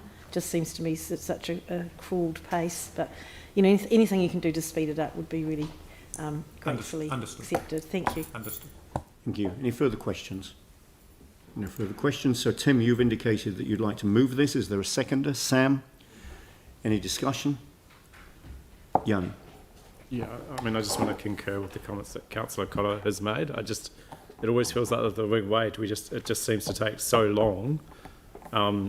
So, you know, anything that can be done to speed up that process. My understanding of what's happening around New Zealand is that contractors are now being paid the living wage. There's been a real movement in the last few years to actually get the cleaners and the contracted security and whoever to be paid a living wage now compared to when we first started raising this with CCHL. So, you know, I would hope we can find a positive way forward, but it just does need to be addressed as a priority. So, and I think you've heard that feedback. So, yeah, you know, we're just receiving these, so we can't really comment too much on any changes that we might require. I think the other thing is, I note in here that CCHL has asked its companies to report on the gap between the lowest paid and the highest paid, and that's welcome. I do think we still need really clear targets around senior executive remuneration, and we need to be really transparent in that space as well. So I think you've acknowledged in the letter back that there's going to be some work done on that too. So I appreciate that. Thank you. All those in favour say aye. Aye. Against? That's carried. Thank you very much indeed. Thank you. Thank you. So now moving back to item 13, final statements of intent for council-controlled organisations. Now we've got both Christchurch NZ and venues Aotautahi here, so we might just run through those in order. So Linda, you're presenting these for council along with Leah. What I might do is just invite both Christchurch NZ and venues Aotautahi to the table.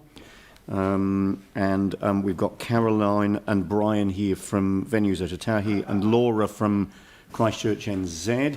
Now, Laura, I noticed Nick was here before as he had to go. He's had to attend the Valentine's board meeting to provide some digital, some insights for them. All right, that's fine. Thank you. All right, so any comments, Linda or Leah, from you first of all?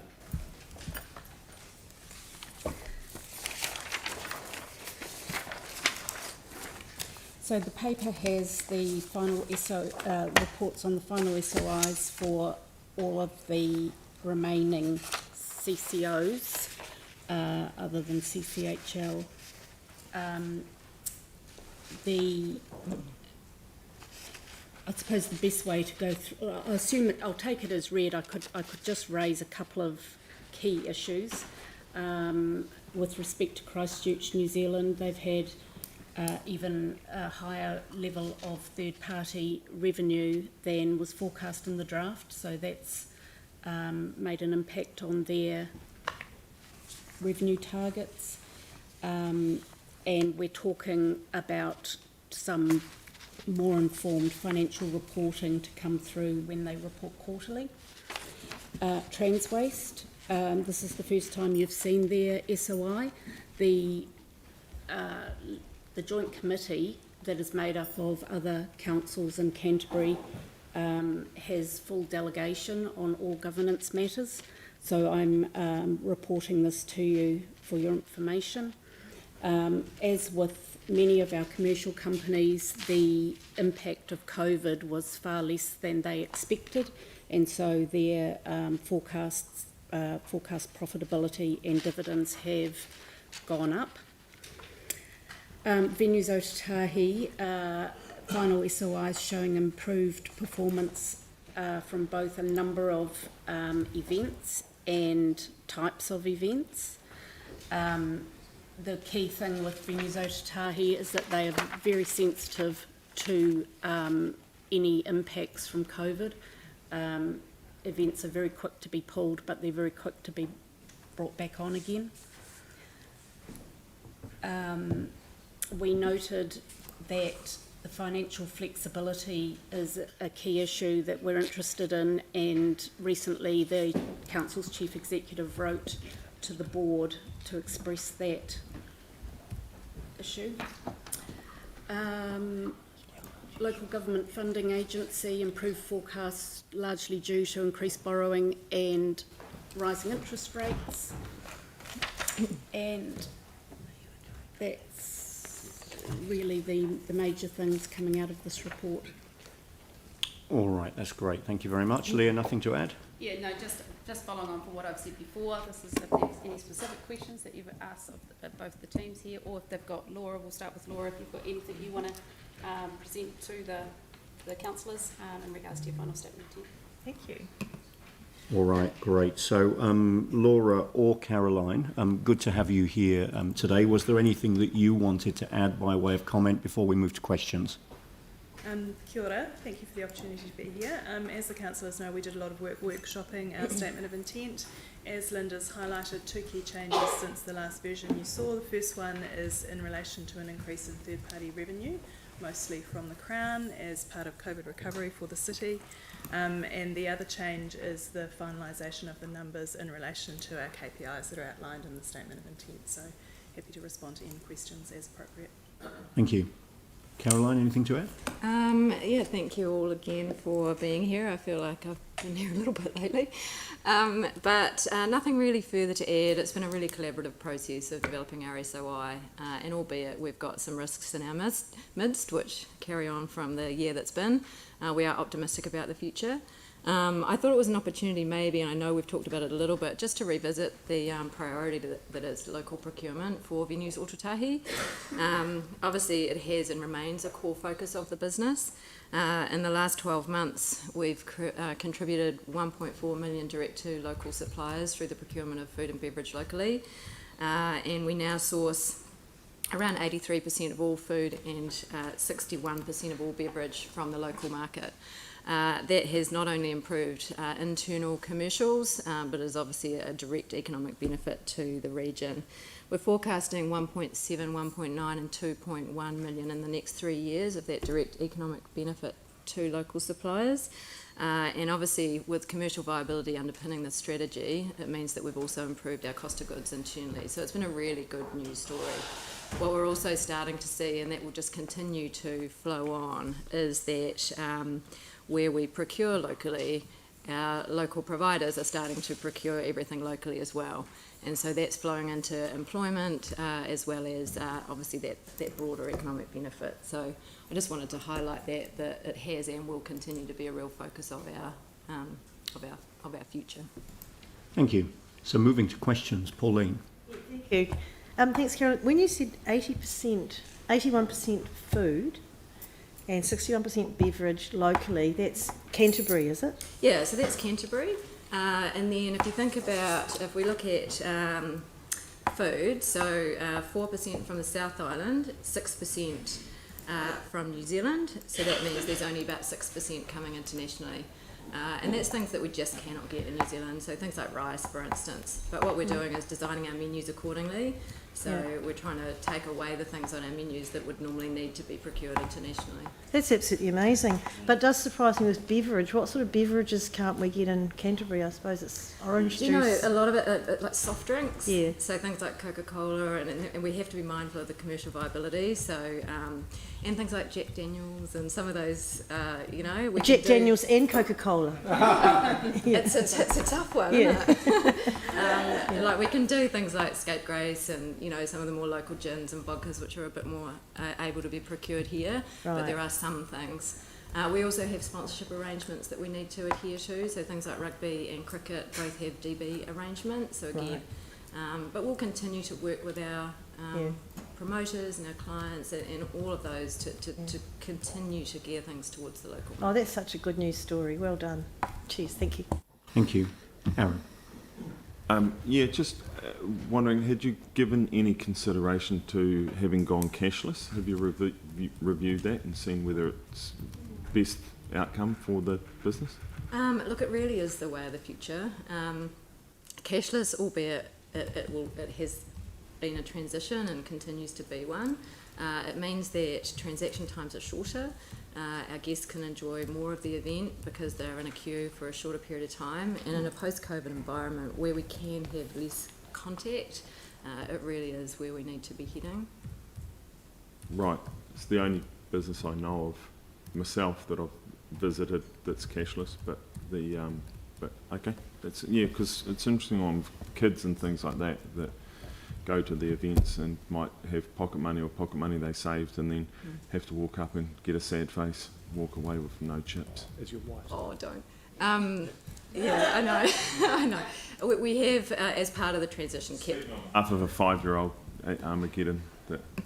We have continued to carry a little bit. Dad didn't take his card. Dad was off looking at others. Was it the make something great again? Is there an answer to the question? Look, as part of the transition, we have continued to carry a little bit for situations where we've needed to respond accordingly. But if it is en masse, it is cashless is the future. Thank you. Sarah. Can I just commend Christchurch NZ Holdings on the move to become net carbon zero. So we didn't originally put that in the letter of expectations, but it's great to see that you've followed suit with the expectations that we have of CCHL companies, and that reductions this year, but moving to net zero in following years. So thanks for that. It's really good. Thank you. Thank you. Any further questions? Yanni. I don't know if this is a question for Venues Otatahi or of our council staff, but I was just really interested in what was happening with Orange Theory Stadium. So there's reference, obviously, to the turf management being retained by council, so we've reduced the operational cost. Are we going to get any sort of update on what's happening with that stadium trust and the temporary stadium in the near future? That's not an issue that's part of the governance work that we do. We can come back to it, yeah. We'll come back to the council. There has been advice that's gone out from the Office of the CU. We can actually update that again, if that's okay, but it's not a matter for this paper. Yeah, so if it's something that can be circulated outside of this meeting, but if there's information, then if we can get that, that would be great. Thank you, Mary. Thank you. Yanni, anything else? No. That's okay, fine. That's good. It's raised a question for me because I think Orange Theory, where's that? Can you just talk a little bit about naming of venues? Mm-hmm. So, and we've touched on it a little bit, is our intention is, and we've just started these wheels in motion, is to create an Ōtautahi collective, which is a syndicate approach to naming rights. So essentially, in the past, we have sold the naming rights to the arena, for example, which Horncastle, Orange Theory, another good example. And look, we really feel that the venues that are paid for by the people of Christchurch should be retained and named by the people of Christchurch, and that's a really powerful proposition on the international stage as well. Christchurch Arena, Canterbury Stadium, Christchurch Town Hall, they're wonderful, wonderful stories to be told. And collectively, we believe that it'll actually deliver a greater commercial outcome as well. So those wheels have just started in motion over this coming month. Thank you very much for that. Thank you.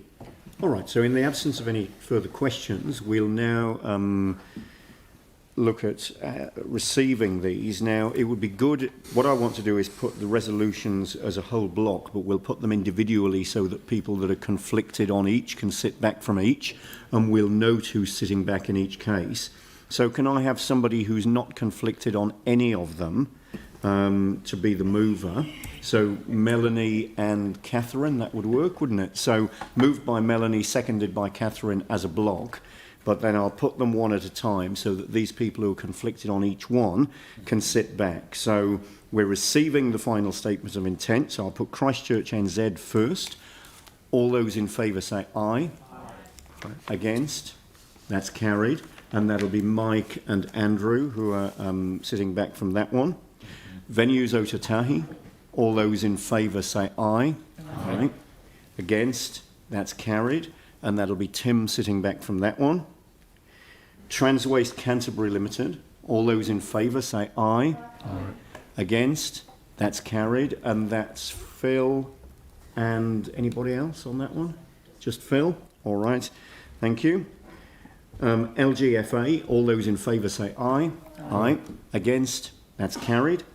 Civic Building Limited. All those in favour say aye. Aye. Against? That's carried. And sitting back from that one is Sam, Phil, and James isn't here. Yep, that's fine. So Sam and Phil. Rod Donald Banks Peninsula Trust. All those in favour say aye. Aye. Against? That's carried. And that's me that's conflicted on that one. And Rickett and Bush Trust. All those in favour say aye. Aye. Against? That's carried. And that's Jimmy Chen conflicted on that one. All right, so thank you to everybody who's been involved in presenting these and answering questions. Thanks very much indeed for coming along. Thank you. All right, so now let's jump back to where we were as we were moving through the agenda in order, which is item 9, the draft submission on the Natural and Built Environments Bill exposure draft. So David and Brent and others, welcome to the table. Yep.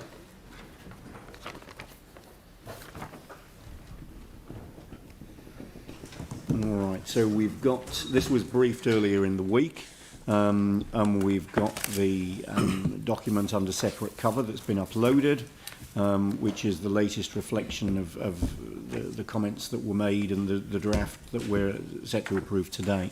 So, David, any comments on this before we ask you any questions? Oh, look, I'd just like to just very quickly introduce the item, if I may. You have, as you say, the report in front of you, the submission and our proposed changes to the bill.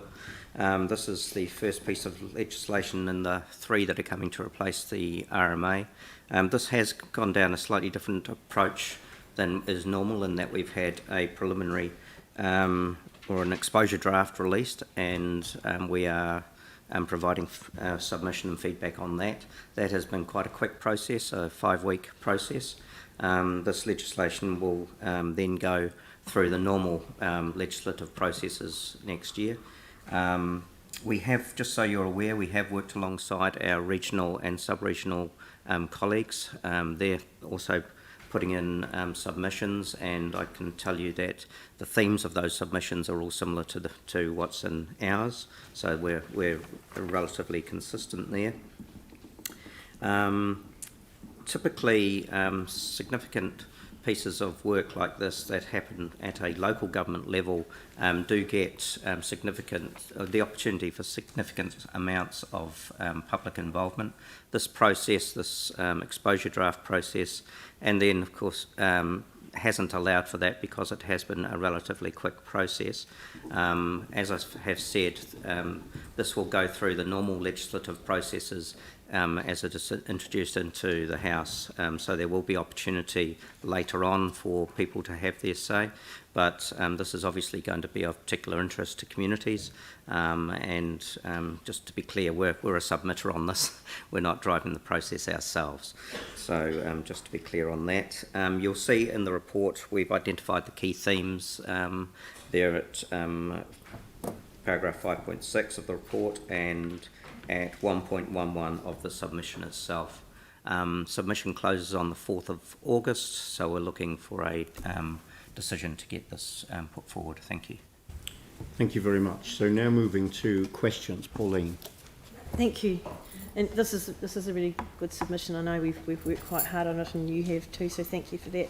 But can you just, in your expert language, help me with 5.3.1, where one of the purposes is to move away from managing effects such as amenity values to an outcomes approach.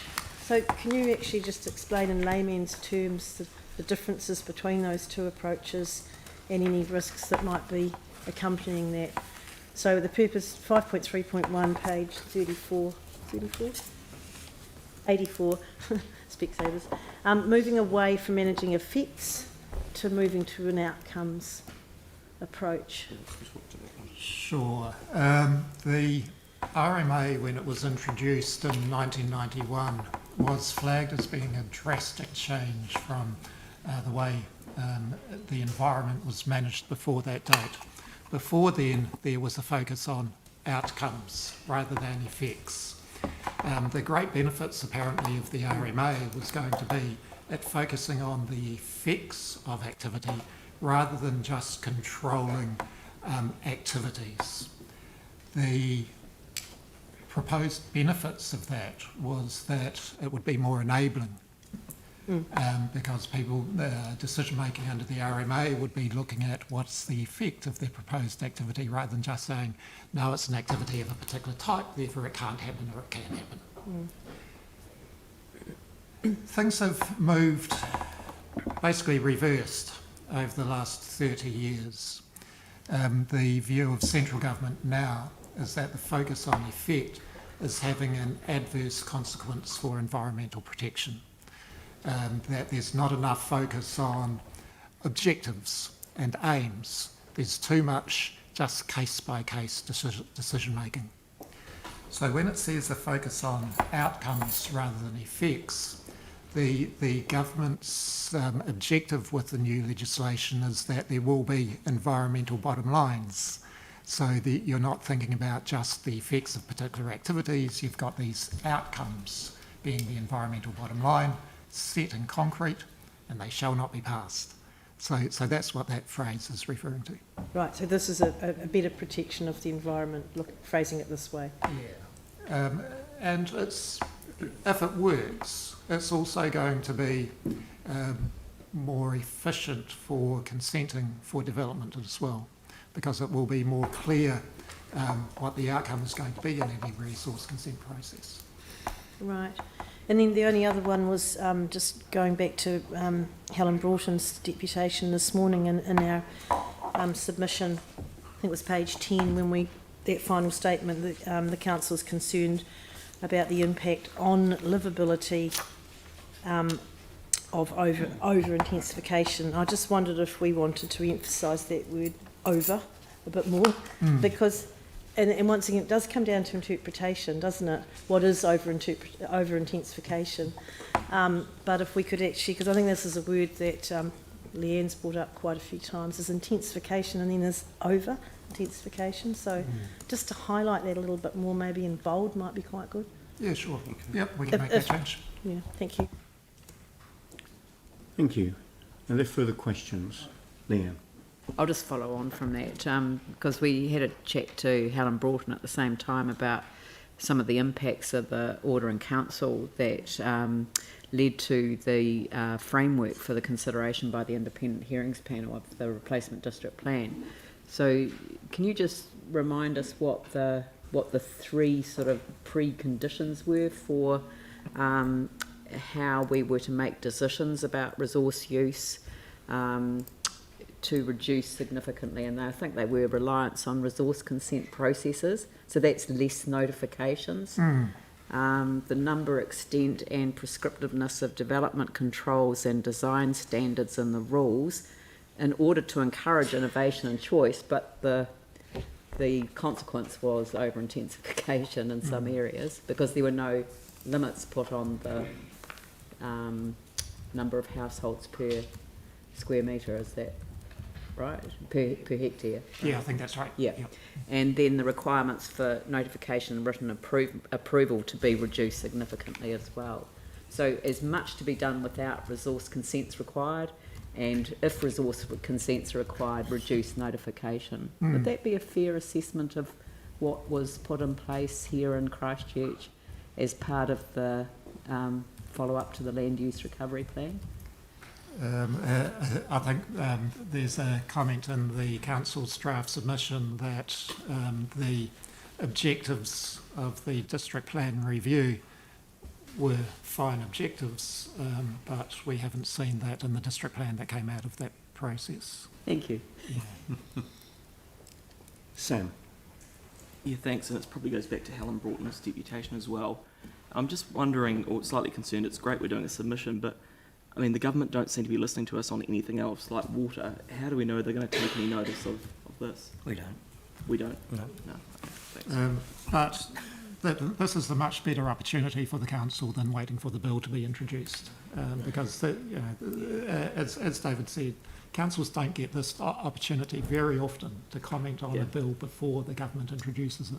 Yeah. So yes, they may not listen, but this is a better chance to have changes made. I guess it's more just like we put all this time and resource, your expert time into it, but in other areas like water, they don't seem to listen at all. So We've, as you say, we've put quite a bit of time into this, and as I said earlier, we've got our submission and we've got proposed amendments to the bill, and of course the bill and what's come out as the exposure draft isn't the entire bill, so we're only providing amendments to what we've seen, but we're trying to make it as simple and easy and as clear as possible for central government to be able to understand the points we're trying to make. And through our lived experience since the earthquakes, provide the experience that we've had. And I know in the ECAN submission, that from what I've seen of their draft submission, they're following a similar pattern too. So we are, yes, I mean, my comment that we don't know if they will take it, I mean, I simply don't. But what we're trying to do is provide as much information in an easiest form to digest as we possibly can, to be as helpful as we possibly can. Yeah. Thank you. Leanne, back to you. Because this is an unusual process, isn't it? Yes. The governments don't normally put out an exposure draft That's right. with the framework for input prior to introducing a bill. That's So, right. and what our submission does is offer to, I can see this is going to be ping pong, what our submission offers to do is to utilise the wealth of experience that we have from what has happened here to contribute to a really good framework for the future going forward. I think we all agree that there do need to be changes to the RMA. So, and I think this is not probably the most important of the three, but it is the foundation for the other two. So that's why it's so important. Correct. Yanni. Thanks. Yeah, I just want to acknowledge section 5.5 and 5.6. You've specified the central government will fund community advice centres and friends of the submitter. And I think it might be just helpful to give like the community law example or the community accounting, so that there are models that have been established. And I wonder if we maybe just call it a community planning advice centre or something, so it's kind of clear that it's relating to planning. But the experience of the statement of expectation that the government basically did through the order in council, and then was put into our district plan by the independent hearing panel, almost verbatim. So just in terms of this proposal, the independent hearing panel would be appointed by the regional council. Is that who appoints the independent hearing panel? No, so this proposed legislation sets up something called a planning committee. Right. And it says the representatives on the planning committee, well, I'll go back a step, there'll be one planning committee per region. Right, so it's a regional planning committee. And the representatives on the planning committee will be one representative from each of the district councils, one from the regional council, either one or more from Mana Whenua, and one from the Crown. And that planning committee will propose a natural and built environment plan for the whole of the region. Yeah. A independent hearings panel will then hear submissions, hold the hearing, and make a recommendation to the planning committee. So, but that regional planning committee will be the one that appoints the independent hearing panel? It's not clear in the legislation, it's not clear in the exposure draft who appoints the independent hearings panel or how it's made up. Right. Yeah. So that's going to be in the bill when we finally see it, but it's not in the small part of the bill that's in the exposure draft. I think one point we may like to consider making is there's inherent perception of bias if the government makes a national policy statement or sends out direction, but then also appoints the independent hearing panel. I mean, that was what happened in Christchurch. Effectively, we got the government's agenda put into our district plan without any say over it. So I just think we should flag that as a concern. Okay, well, we'll have a look at putting that in as a concern, but what I'd recommend the council concentrate on isn't who's on the independent hearings panel, but instead what the independent hearings panel does. So what's more important to my mind is what the legislation says the role of the independent hearings panel is. Not who appoints it? Well, if the appointees are doing their statutory job, they do what the legislation tells them they have to do. So but that wasn't our experience here. We got verbatim the statement of expectation, which was legally questionable, inserted into our district plan by the government-appointed independent hearing panel. Yeah, it was. Without any community ability to comment. So, yeah. And I think that comes back to the other question as well, is who funds and who pays. And I know we've made comments around that. We've included that concern in the submission. Another bad experience that we had. Thank you. Thank you for the work. I won't speak in debate, just to acknowledge the work that you've done. I know you've done a lot of work. Cheers. Thank you. Sam? Just one last one. It's probably just in relation to Leanne's point around it is good we get early notice, but I just wondered, Jane, it might be something for you as GM to take offline, how much time we spend as an organisation on submissions to the government. It would just be good to quantify, I guess, that in terms of, I guess, the value for whether they are listing or not. So, thanks. Pauline? The planning panel, who decides the makeup of that, and is there a chance that Christchurch can get a seat on that? So if you're talking about the planning committee... I know, but hello. 1 out of 10. Yes, Christchurch will have a representative on it, and the council's proposed submission says that it should be an elected member on the panel rather than staff members or but the submission also says that there should be that it should be there should be a greater Christchurch urban plan that is developed as a subcommittee really of the planning, so that you actually make some local sense of what is quite a large region, which has different aspects to it. So, I mean, I think if you were making this work, you'd actually want to have that local focus in a subcommittee process, feeding then into the national regional plan. Yeah. All right, Aaron. Yeah. So will the elected representative be a currently elected or a recently retired mayor? I don't think we can answer that. All right. Are there any further questions? Tim? The one thing that seems to be missing, and it's a lot of talk around, is a bit of joking about politics and all this kind of thing, but under 5.6.3, do you see this bill being closer, allowing more for the residents and public to actually have a say or be heard or listened to or have even an opportunity to be heard? Because at the moment the complaints I get, and they're right across, are that they are excluded and there is no requirement for any kind of development to talk to them at all, and they have no right. So I'm just wondering, does this help at all?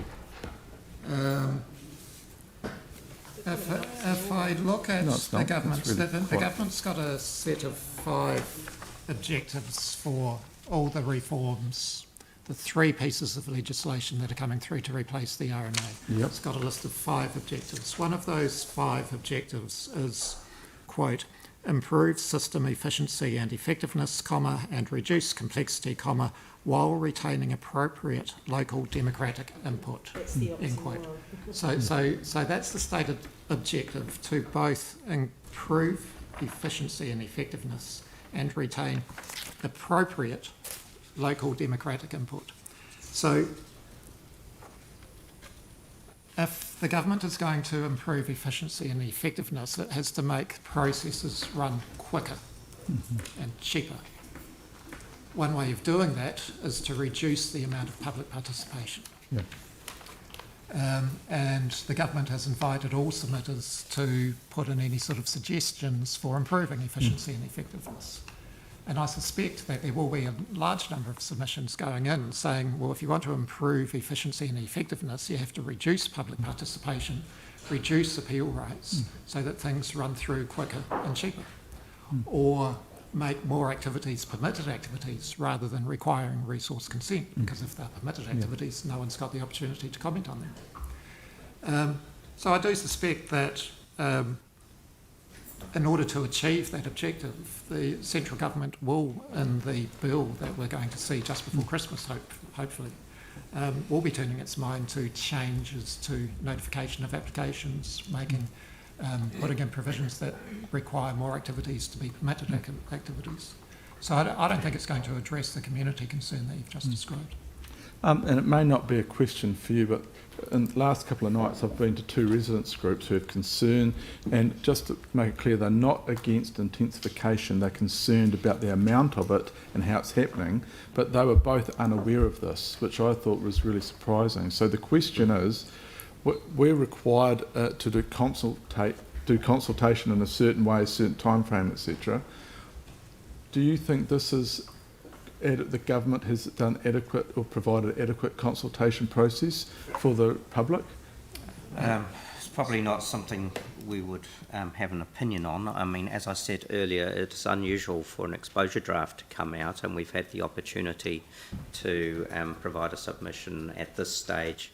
The normal legislative processes, as the Mayor has talked to as well, will roll through later this year and into next year, so the public will have an opportunity to participate. But you're quite right, it's a significant piece of legislative change, and communities are particularly interested in this.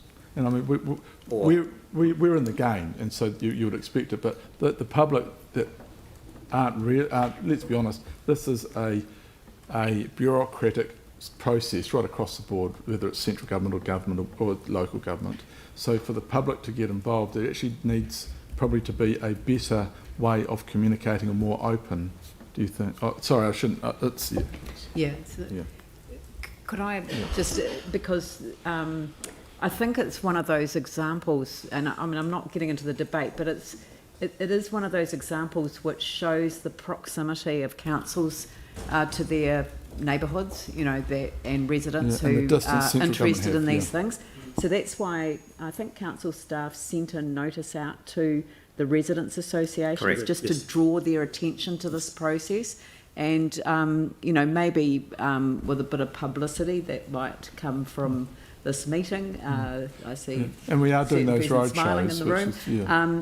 A bit of publicity might actually draw some of those residents groups that you've been talking to. But for heaven's sake, please send this out to all of your residents groups that you're in contact with. As soon as we've sent it off, passed it here, send it out there. Say that we've done it. It is only a submission to a process, but it's the beginning of a process. But tell residents that it's happening, and I'm really appreciative that you did that. And the staff are, I mean, we're doing the road show, etc. But I guess the point is, it's actually central government's role to do that. They can't reach the whole country that way, which is my point about a number of other things. Are there any further questions, Jimmy? My question is because 5.3.2, you point out the 16 outcomes covering, as also government focus on. But regarding to the 5.6, all those 10 key themes, will it cover all those 16 outcomes? Yeah, the way the legislation has been drafted at this stage, Yes. there are a list of 16 outcomes that all decision makers under the new Act Yes. are required to promote. Yes. The concern that the council's expressed in the draft submission is that there needs to be some sort of prioritisation between those outcomes because some of them conflict with each other. You can't, I don't need to give any examples, but there is conflict between them. So what we're suggesting in the submission is that central government provide better guidance in the legislation itself Yes. about how some of those outcomes are going to be prioritised. Okay, yeah, because I only see you kind of nature, environment, cultural value, this kind of put in. But how about urban area or housing supply, etc.? Whether we have any other comments in this? The submission doesn't make any comments about whether those outcomes are correctly stated. Yes. It just accepts that they are the outcomes that the government wants to put into the bill. What's more important is how it's going to help decision making under the Act when there's no prioritisation between them. So there needs to be better direction on the priorities in order for the government to achieve its objective of improved efficiency. Okay, thank you. Right, thank you. All right, so we've got a recommendation in front of us to approve the submission, authorise staff to make further changes, and delegates to the Mayor and Councillor Davidson to approve the final submission. So, Leanne, you'd like to move this? Yep. Is there a seconder? Tim? All right, so moved Leanne, seconded Tim. Is there any discussion? All those in favour say aye. Against? That's carried. Thank you, and thanks to staff for what I know is a large amount of work that you've done on this. Thank you very much indeed. Thank you. All right, so now moving to, item 10, the LTP 2021 closeout report. I'm deferring that to the August meeting of this committee, so we'll see that next time. Now moving on to item 11, Stormwater Sparks Road Development Drainage Work closeout report. So, Mark Johnson, any comments that you'd like to make, or staff at the table, any comments that you'd like to make on this report?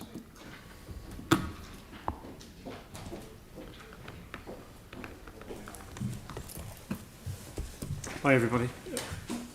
I've got no specific comments to make myself as a project manager, but I've got Mark Penrice here, who's the project manager for that particular piece of work. If you want to, would you like an overview of the project? Or we can take the report as read. It's just if there's anything in particular that you wanted to point out. No, I mean, the project's been a success as far as we're concerned. It's delivered on the community outcomes which we're trying to deliver against the 6 values. It's come in on budget. No, nothing more to add, Mark? Yeah, I think it was a successful project. And would this be typical of other similar projects? Yeah, it's reasonably typical, and it's pretty well used in the same way as quite a lot of the other similar jobs, like Nippunawai, Wigram Basin, those sorts of things. Yeah. Great. All right. Well, thank you for that, and thank you for the report. We'll move now to questions. Yanni. Thank you for the work, and thank you for the report. It's a slightly weird one, but it is raised in here. So the dogs disturbing nests, and the lesson learned is if bylaws allow requiring dogs to be on leads would reduce nest disturbance, and then the comments are encouraging dogs on leads may be a more achievable alternative. So I just this is one issue that's come up at our community board too, that with the dog control bylaw, that like a bit we had this kind of with streets a wee while ago where instead of having things explicit in a bylaw and then having to go out to a big formal consultation every time something changes, that we have a schedule that we can amend by a resolution.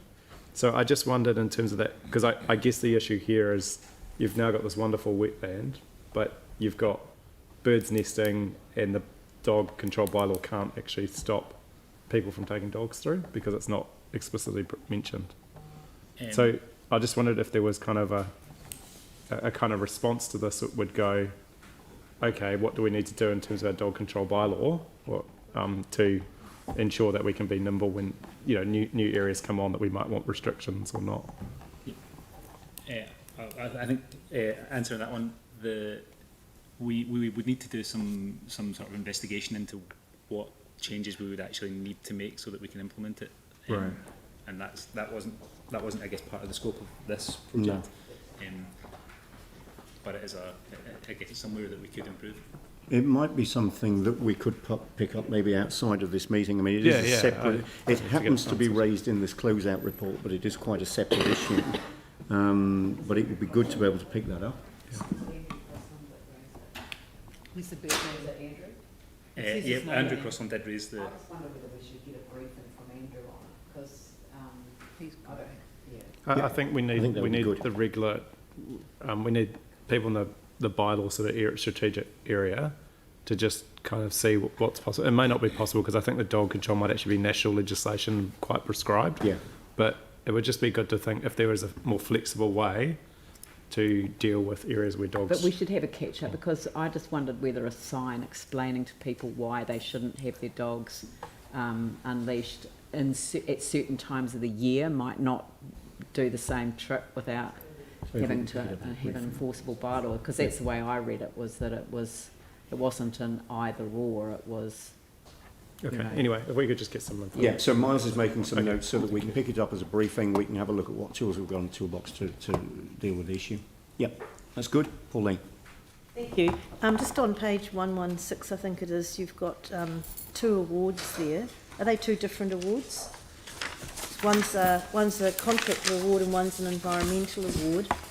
The civil contractor is a winner in the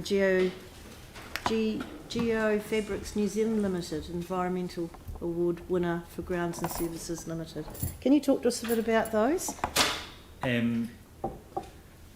Unfortunately, I wasn't the project manager during the construction, so I'm not 100% sure.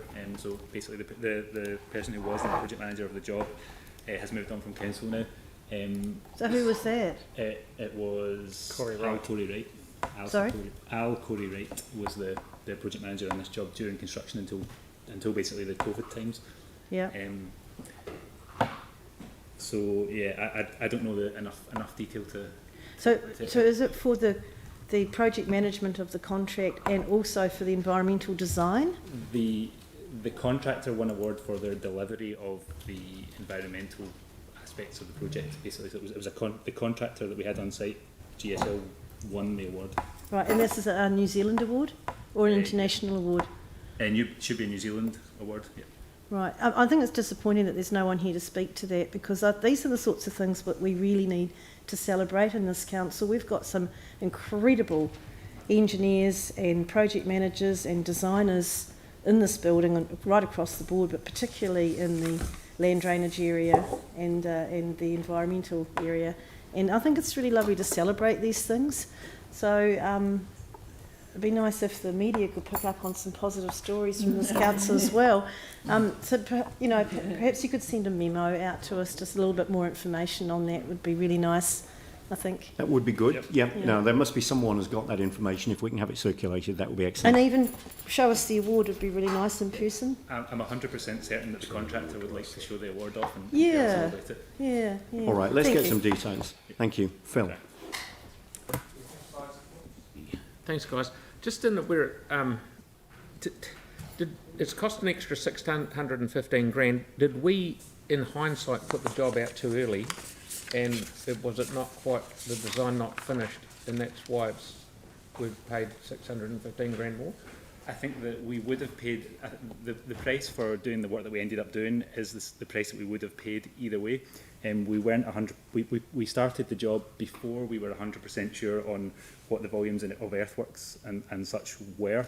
So we fast tracked it, and that meant we had less surety of what the price was going to be. But because it was measured in value, we paid for the amount. We paid the agreed rate for the amount of earthworks that. I understand you've got the measure and value, the next one down, and I understand measure and value. It's just how many cubic metres you shift. But did we actually pay whoever the contractor was, and I don't care who it is, did we pay them extra because it was wet, winter? Because that normally doesn't happen. We paid them in line with the 391 contract, basically. So everything that we had to pay, we did. Okay. That was the. But would you say in hindsight that we should have waited a bit longer and designed it better before we put it out? We could. I don't want to answer the question without knowing the ins and outs of the contract, not being the manager at the time. So I can come back and give you an update. That's okay. I don't want to get the information wrong. Thank you. All right, thank you. Any further questions? All right, so we've got a recommendation just to receive the information in the report, which I'm happy to move. Do I have a seconder? Jimmy Chen. Is there any discussion? All those in favour say aye. Against? That's carried. Thank you, and thanks very much indeed for being here to answer questions as best you're able. Thanks very much indeed. All right, now the final item that we haven't yet dealt with on the agenda is item 12, Local Government Funding Agency Q3 Performance Report. So, Linda, we've got you here for this one. Now, there is a suggestion, and I think it's a good one, that the next time we receive this report, we should have representatives from the LGFA to come and speak to it and maybe talk to us a little bit around the work that they do, the role that they play, a bit of a 101 on their activities, which I think would be incredibly helpful. It's a while since we've had them here and heard from them, so that would be good. Are there any comments that you wanted to make on this report? Not really. It's they report quarterly. Not a lot changes quarter to quarter unless they're having issuing a debt raising. I've put the investor presentation that they've done to some councils. They visit councils. They try to visit once every year. They came here last 2 years ago. They last visited Christchurch City Council councillors. They briefed here about 2 years ago. They've come and seen staff a year ago. I've attached the presentation that they've done most recently. They're pretty much on track for full year against their full year SOI targets. All right, thank you very much. Are there any questions on this? So I'm happy to move that we note the performance report and investor update. Do I have a seconder? Sarah? Any discussion? All those in favour say aye. Against? That's carried. Thank you. So that brings us to the end of the agenda for today. So I'll now close the meeting. Kia hora te marino, kia whakapapapona mu te moana. Hei horahi mā tātou e te rangi nei, aroha atu, aroha mai, tātou I a tātou katoa, hui e, tai ki e. Thank you very much.